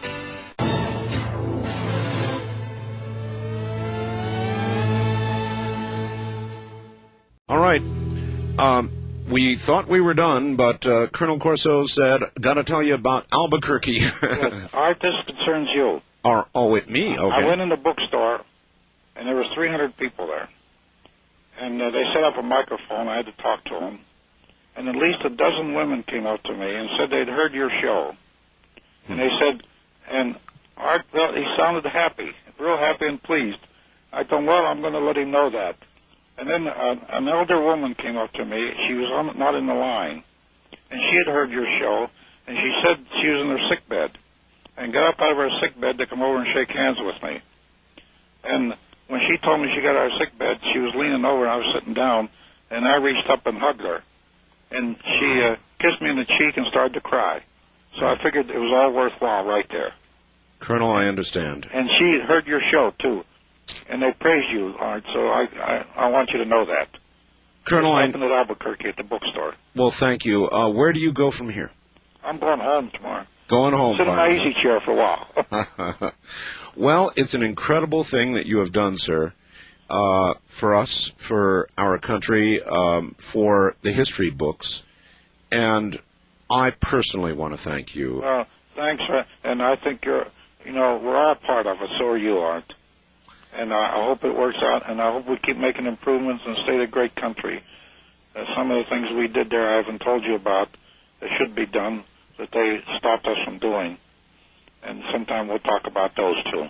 All right, Colonel. Yes. Well, thank you, Art. Thank you so much, and Dr. Alexander, thank you. Okay, good night now. Well, Good thank night. you, Art. Good night, gentlemen. There you have it, and I'm going to leave it up to you, ladies and gentlemen, to digest what you have just heard. Colonel Corso's an 82-year-old man. We have confirmed, Dr. Alexander has confirmed, and believe me, he has the resources to do that the colonel was exactly where he said he was, in the position he said he was in. And you've heard his story. What do you think? We're going to move into open lines now, and I think that after you've heard something like this, reaction is an obvious thing to seek, so we'll seek reaction from you, all of you. We'll go to open lines. CNN is confirming the Cunanan body. Cunanan apparently is dead. having committed suicide on discovery at a houseboat in Miami. So that story looks like it's just about a wrap, and we're never going to hear, obviously, from him about why he did what he did. I have a report of a 120-mile-per-hour microburst of wind just a few hours ago at Minot, North Dakota, and I would like some confirmation of that. So there's lots to talk about, and I've got lots more here, but I think at this point, it's very hard to turn to anything that would seem more urgent, more important, of greater gravity than what you just heard. And what you just heard, if you listened carefully, was an honorable, simple man who acquired and worked with alien artifacts, saw himself alien bodies, and is saying exactly, in my opinion, what he believes to be true and what he saw. You heard a real witness, maybe one of the last available for that period of time. What do you think? East of the Rockies, you're on the air. Good morning. Yeah, good morning, Art. I just want to say, first off, I've been listening to you since before you were on KFYI in Phoenix. You were on another radio station, so that goes back towards 93 or 92 area. Yeah, it goes back a ways. Tonight's show, I've heard him on Dreamland also. Tonight's show should be repeated, no question. I put in a request on Saturday night. I'm sure tomorrow's show will be incredible with the Man in Black situation, but this show definitely deserves a Saturday repeat, if not, it needs to be heard. Well, look, as I just said, after the gentleman probably went and hit the pillow, when you heard all of this, how do you react? I mean, do you believe what you heard? Oh, I definitely do. I mean, after hearing the Dream Man show, I sent you an email telling you how, I feel emotional. I don't know which emotions they are. I don't know if I'm, how do you react to something like this? I don't know. And I know that's what you're asking me now, but my point is that's why I want to, tomorrow's show is going to be incredible because I know they all are, but this deserves a Saturday repeat because everybody has to hear this again and again. All right, I'll see to it. Thanks, Art. Thank you very much for the call. Maybe it's not fair that I ask you to react, because I'm not sure how to react myself. What we were just told is that a very great deal of what we utilize now, our current technology, computer technology, fiber optics, night vision, and certain fabrics, much of our current technology has been derived not through our own specific ingenuity, although I suppose you can give credit where credit is due. They had to figure out what they had in their hands, but this technology came from elsewhere. And you've got to kind of let that settle in on you a little bit before you can react. So maybe I'm asking for reaction too quickly. First-time caller line, you're on the air. Hi. Hello, Art. Hello. This is Jack from Seattle. I'll turn up my radio. Okay, Jack, thank you. That's important to do, have it close by, folks, so you can just turn that sucker off. Otherwise, it's very confusing. Yes. All right, my friend. Well, I was enjoying your show. I didn't get a chance to hear it all, but I think you had an actual eyewitness to what took place. Well, we had more than that. We had, yes, an eyewitness, of course, but beyond that, we have a man who was in position to go to various industries with this technology, give it to them, and give them budgets at the same time to develop it. I mean, you've either got to accept, I guess, what he said and sit back and imagine the implications of it all, or figure it's a lie. And I don't think it's a lie. Well, I don't think it was either. I mean, a man at 82 years old, a person wouldn't think that he would be motivated to lie. No.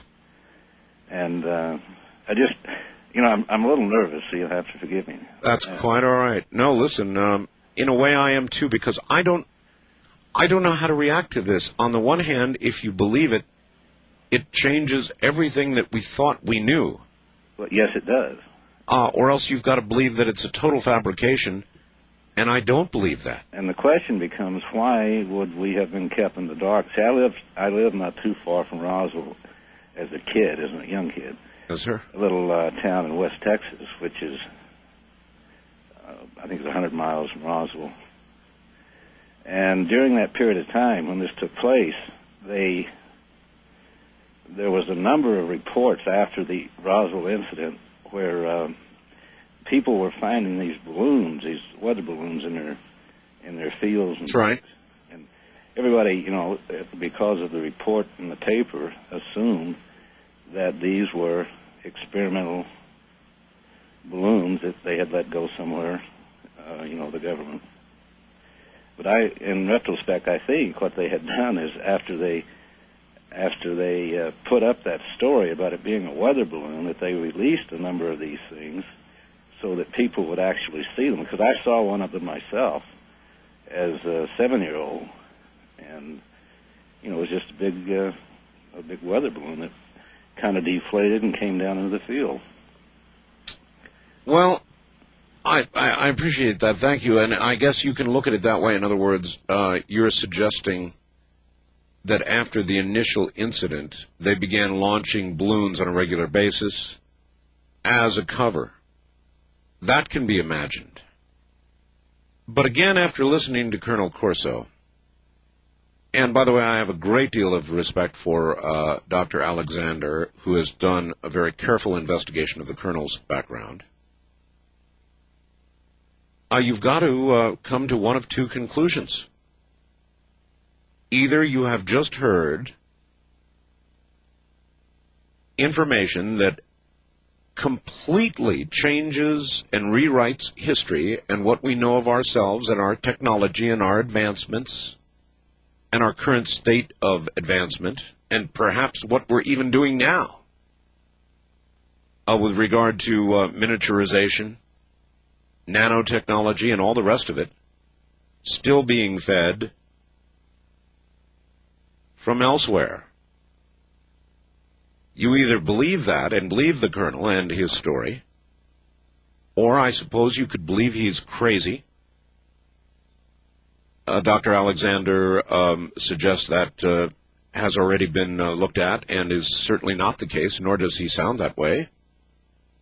He sounds like a simple, honest, old soldier who's a patriot and who is telling us the truth. And if he is, then everything we believe is all wrong. Wildcard line, you're on the air. Hello. Hello there, Art. Good morning. It's Fritz in Phoenix. How can anybody go to sleep after this session? It's unbelievable. I'm so hyper I can't go to sleep. Anyhow, one thing is for sure, Art. The Defense Intelligence Agency and the National Security Agencies have been listening tonight. I'm sure. And the cat is out of the bag. I mean, the ins and out of our intelligence system and the gravity of information what's just coming through, I mean, it's the truth. There's no other way, like you said, history in the making. You've got to believe one thing or the other, Fritz. Either he's telling the truth, and I believe him to be. And, Art, you're part of history because this is going down, and someday people will look back and listen to the programs and say how hard we had to fight to get the information out. You're doing a fantastic job. Thank you, Fritz. By the way, I guess I ought to say, if you want a copy of this program, you can get it by calling 1-800-917-4278. It would come out to be a 3-hour program. By the time they deleted some of the phone difficulties we had in the beginning, and it was a close call, I'll tell you. The Colonel was in a hotel room and had a phone that was not serviceable, airable, and so we had the hotel staff racing up there at the very last moment to replace the phone, which they did, and I want to thank them. And I will let you know at some future point what hotel that was. I don't want to give it away tonight because he's there. But it was close. So when you delete the phone difficulties and the commercial content, it's going to come out to be a 3-hour program that probably should be archived by everybody. The number again, beginning now, I guess, is 1-800-917-4278.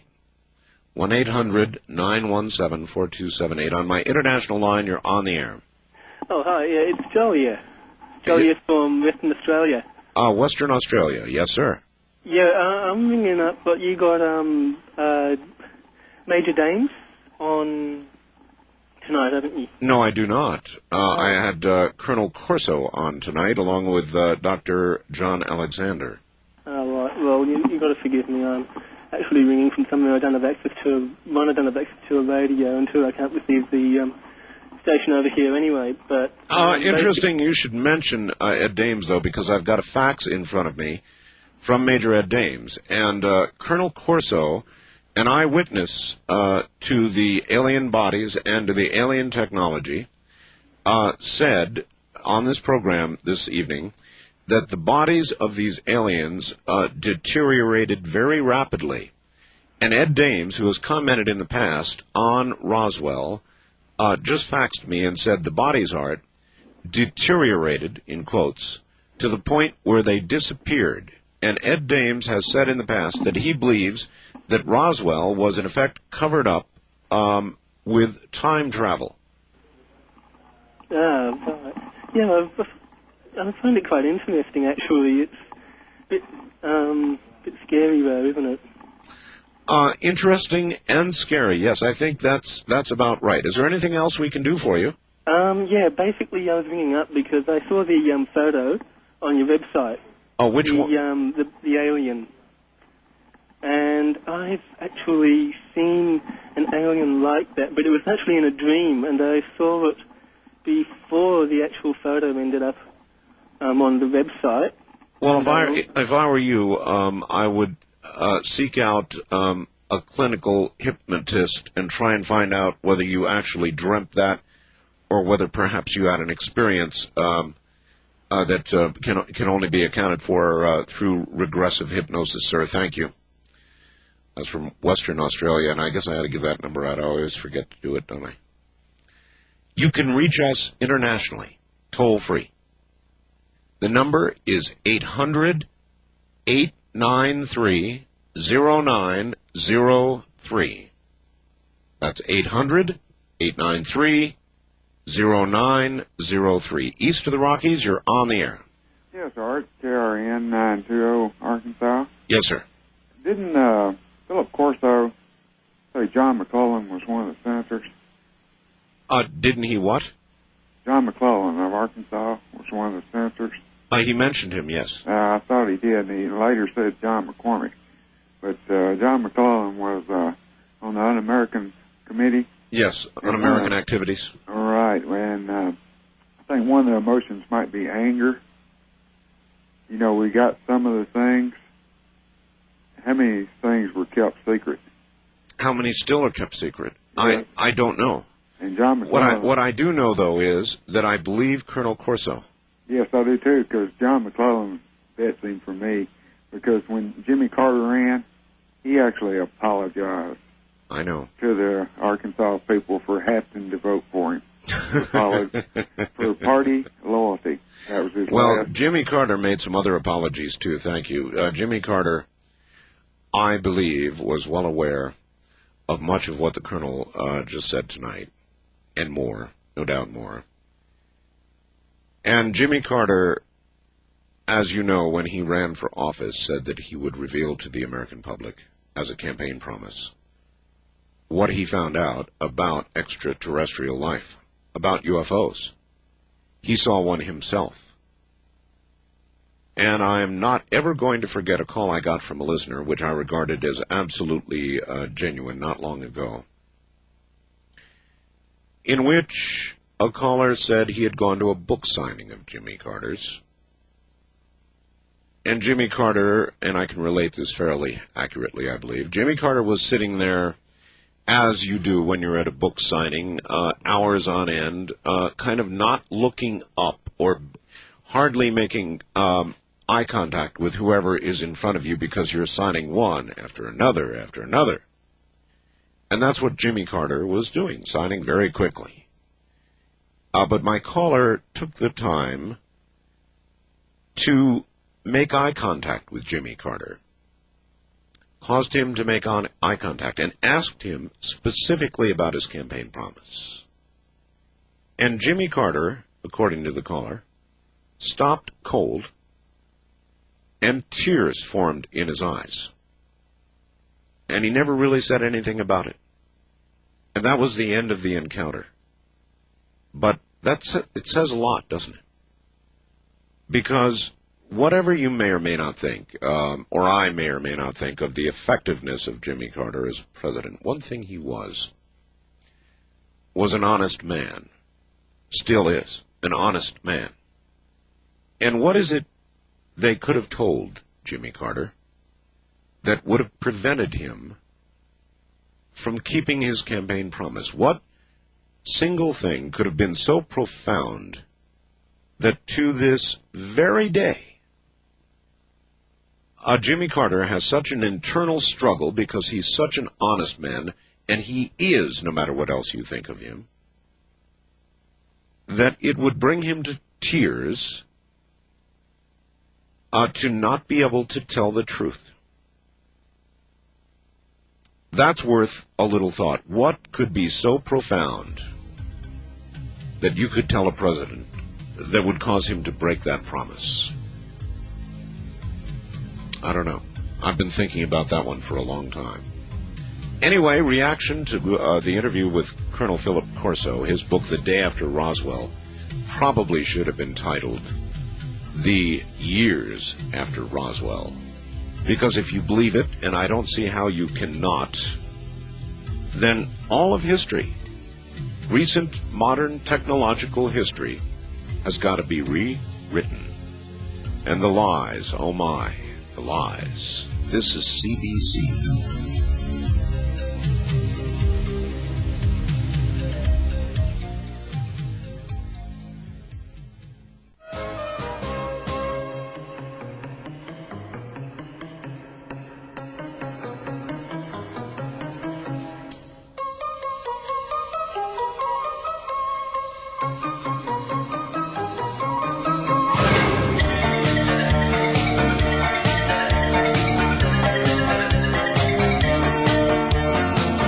Art Bell is taking calls on the wildcard line at 702-727-1295. That's 702-727-1295. First-time callers can reach Art Bell at 702-727-1222. 702-727-1222. Now, here again, Art Bell. Good morning, everybody. Well, we'll be in open lines from now through the end of the program, and you heard from Colonel Corso tonight, and I'm seeking reaction, and I'm sure I'm going to get it. I've got a very interesting facts here, and we will explore it in a moment.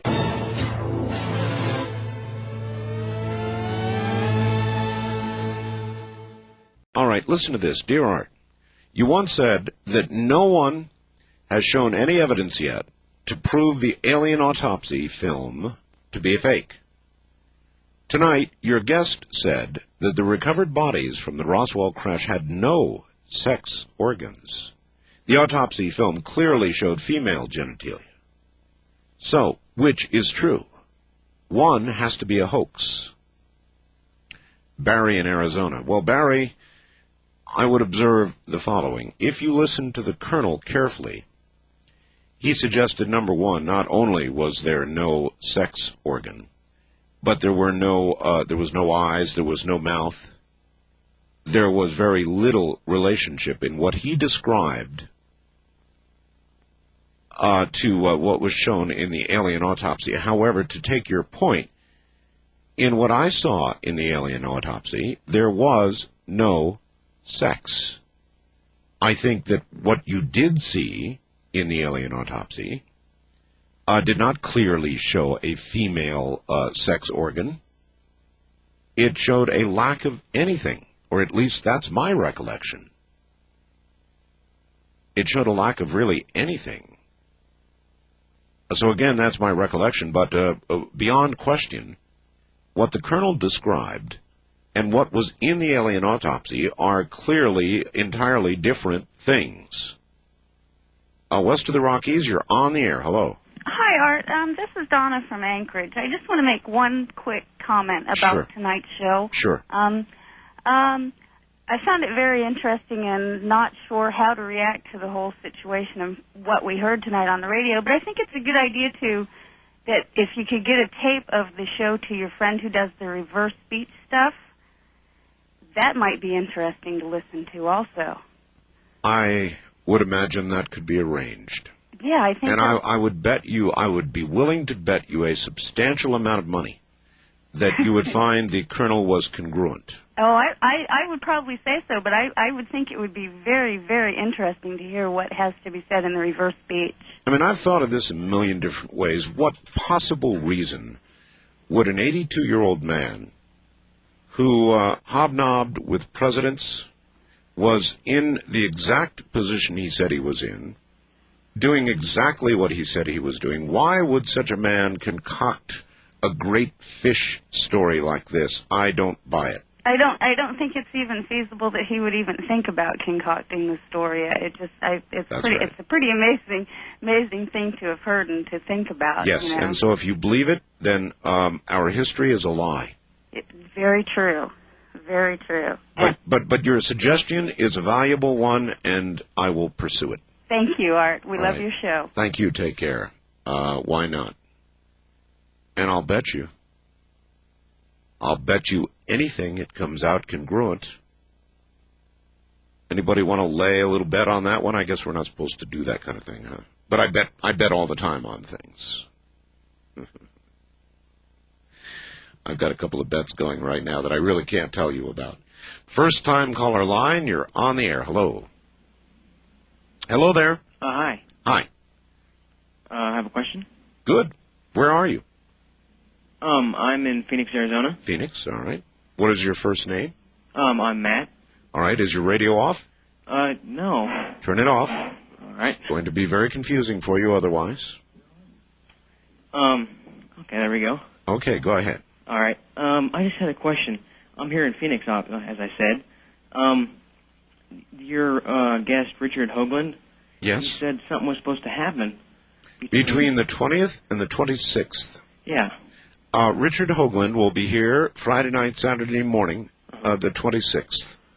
Okay. Well, I'm just sitting here looking at the sky, and I don't see anything.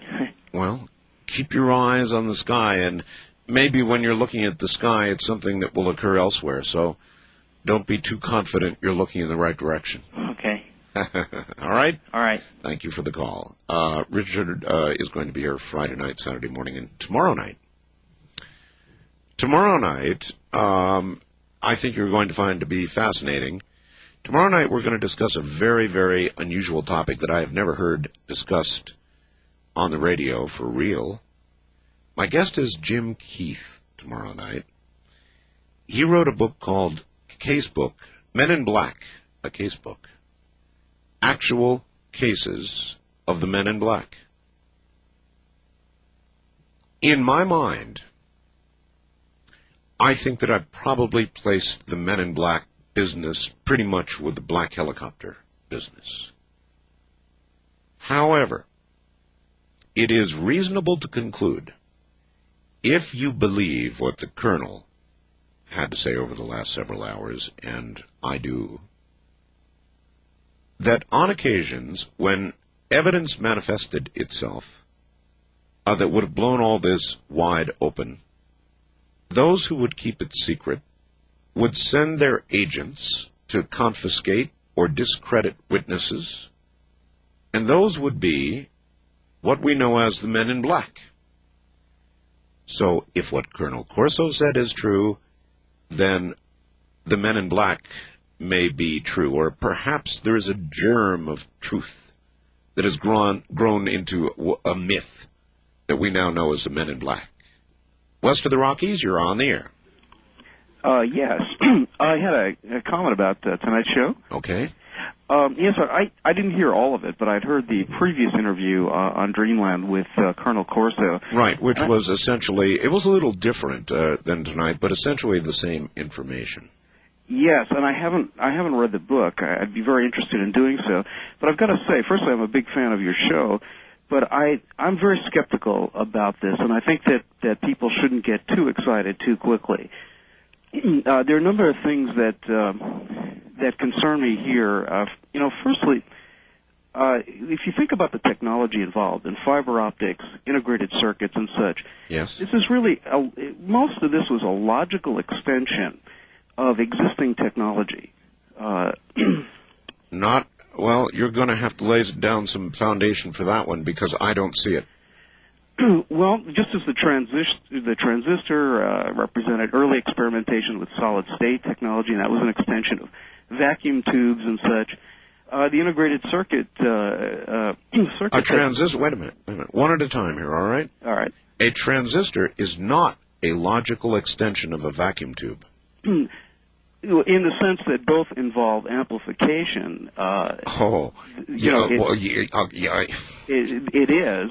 Obviously, one involves solid state, and the other is a completely different form of technology. But what I'm really alluding to is the advance of technology over time, the progression of technology over time.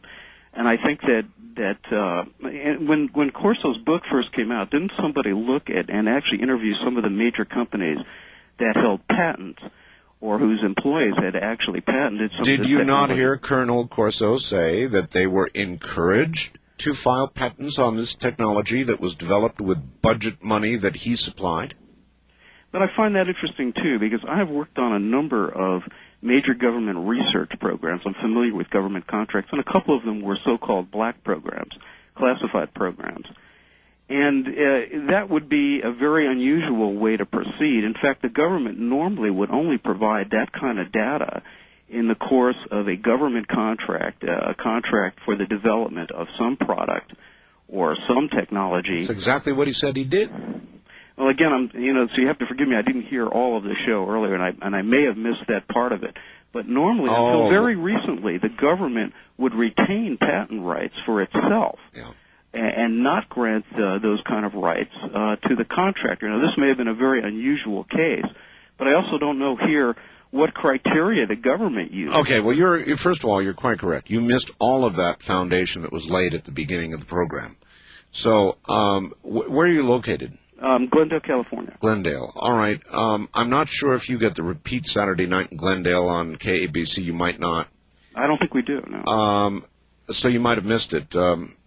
And you might be out of luck because we laid all of that foundation at the beginning of the program. I appreciate your call, sir, but I disagree with you that it was a natural progression from vacuum tube technology to solid state. There's no natural progression there at all. Yes, both devices produce amplification. But the method, there is no natural progression you could cite with regard to the methods. And as far as fiber optics is concerned,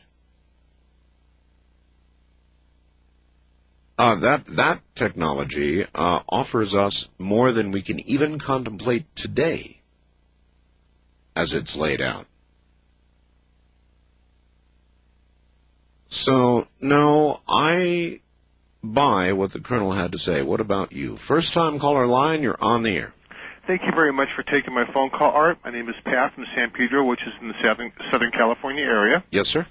Art, earlier you asked your guest, the lieutenant, whether or not the Congress should Lieutenant Colonel.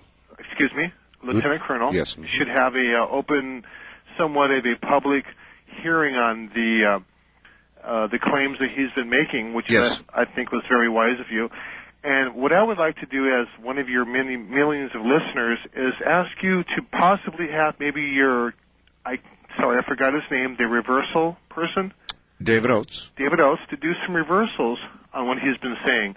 And that way we can start from the beginning, which would be with the Art Bell Show, have the reversals done, and then we can confirm the Colonel's sayings. Can we not do that, Art? Yes, and I told a caller from Anchorage, Alaska, a few minutes ago that we will do that. That's beautiful. Now, excuse me for not hearing that. And if I may ask one more question, John Alexander was talking about how he's been developing or is involved in a non-lethal weapons technology. Weapons. What is that? What kind of non-lethal weapons are we talking about? Squirt guns? I mean, what is it that he's involved in? What type of non-lethal? I mean, well, that when would you talk take, about war. That would take a show to do with John Alexander, which, by the way, I have done, and we will do another. It would take too much time right now. But weapons, sir, when they're talking about non-lethal weapons, and you're talking about war, it is more desirable to, for example, take your enemy, to cripple your enemy, to hurt your enemy, as opposed to killing. Now, if you and I are having a war and I've got 100 guys and you've got 100 guys, right, and we're shooting at each other, I'm better off wounding one of your guys, because when I do, it's going to take one or two more of your guys to take him behind the lines, and in other words, you take out not just one, but two or three. Yeah, I hear what you're saying, Art, but I've heard so many other times also that there's no rules to war, and you just go in and just annihilate them. And well, since when, sir? Since when? Well, since the Second World War, since we dropped the atomic bomb, maybe. Absolutely. But Vietnam, did we go in that war to win it? We could have won it. Did we, though? No. Unfortunately not. You know why? Go back to Korea. Did we? We could have won that war. We had the bomb. We could have dropped it. Did we? You know the reason why we didn't win those wars, Art? Because we didn't have the will. And then why didn't we have the will? You tell me. I think it's because we didn't know what we were fighting about, and there really wasn't any particular direction to go into, and it was a governmental type of setup war, unfortunately. You know, it was like a war. It seems to me, now, I wasn't there. Well, you gave me a definition of what war was, and I gave you two wars that were not that at all. So, thank you very much for the call. If you're asking about why develop non-lethal technology, why develop non-lethal weapons, I gave you the answer. The very nature of modern warfare is not as you suggested. In a perfect world, it would be. In other words, once you're going to literally go to war with another country, and you are going to commit the lives, the flesh, the blood of your countrymen, you don't fight a partial war. I know about that. I know about Vietnam, and I'll tell you something. If I could have put my hands around Lyndon Johnson's neck, I would have strangled him until there was no life left. That man committed hundreds of thousands of Americans to a war which he fought in a half-assed way from the White House. And he didn't know what he was doing. And he was killing people. I have a lot of very strong feelings about that. So if you want to talk about the nature of war, we can do that. West of the Rockies, you're on the air. Hello? Hello, Art Bell? Turn your radio off, Yeah, please. I am. Okay. Good. Turn it off, please. I'm going to have to leave the line if you don't turn it off. I'm blind. All right, goodbye. East of the Rockies, you're on the air. Hello. Hi.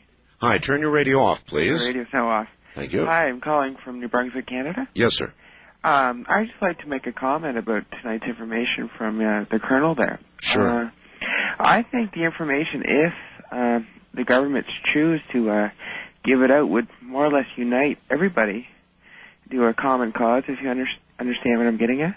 And that common cause would be? Well, it would be like our humanity itself would not be alone out there. We could unite ourselves for the one common goal of reaching out into the stars. You know what I'm saying? Well, according to the Colonel, these are not necessarily our friends. Well, that's true, but that would unite us against one common enemy then. So I'm thinking if well, one reason we might not know about it is if our government is, as the Colonel suggests, fully aware. Yeah. And they have no control. They still haven't figured out all of the technology. Yeah. And they can't control what flies in our skies. Then they're not going to admit it's there because they can't do a damn thing about it. Yeah. So I think then the government's going. I think that they're going at a wrong angle. I think that if they told us, we'd all be much happier and more stable because we'd have a common foe to unite against. If you were talking about World War II, well, all of us, all allies, went against a common foe, and for a while there we're all united, even with Russia. How old are you? I am 20 years old. 20. So you really don't remember a lot of the Reagan administration, do you? No. Just there were many times when Ronald Reagan made reference to exactly what you're suggesting. He said, if there are others, then we would unite as a world to fight them. Ronald Reagan said that again and again and again, at least 4 or 5 times during his presidency. Okay. Why would you think he'd say something like that? I really don't know. I guess to prepare ourselves, or I'm not exactly sure why he would say that, but well, maybe he knew something that he wanted us to think about. Oh, I think Mr. Reagan knew a lot more than he probably told us about a lot of things too. You bet. If any president knew, sir, I think probably President Reagan would have known. I want to read you something very quickly. This is from Tim Cannon, who is the president of the Art Bell chat clubs that are growing up all over the place. Art. The Art Bell chat clubs are going strong. I, however, am not. I've broken my jaw and am now having complications from the injury. I've lost most of the feeling on the left side of my face and will be visiting a specialist in oral surgery. But things have been taken care of by Dan Kettler, Rose North, and James Fagan, who are filling in for me till such time as I can return. They are working with each other and with me to make sure things are handled. The new chat club voicemail number is... Do you have your pencils, folks? Area code 303-571-9301. I'll give that again. And he signs it, as always, thanks for your time, Tim Cannon, Art Bell Chat Club president. So Tim is down, not down for the count, but down. I'm so sorry to hear it, Tim. The Art Bell Chat Clubs, however, continue, and there is a new number. So if you are wanting to form one or wanting to be in contact with headquarters, the number is area code 303-571-9301. One more time, because this is important. Area code 303-571-9301. By the way, my book, The Quickening, is now available in bookstores across America. Just about any bookstore you care to go in, I've got a list here, but you should be able to go into any bookstore and say, I'd like to get a copy of The Quickening by Art Bell, and get it. I am Art Bell, and this is CBC.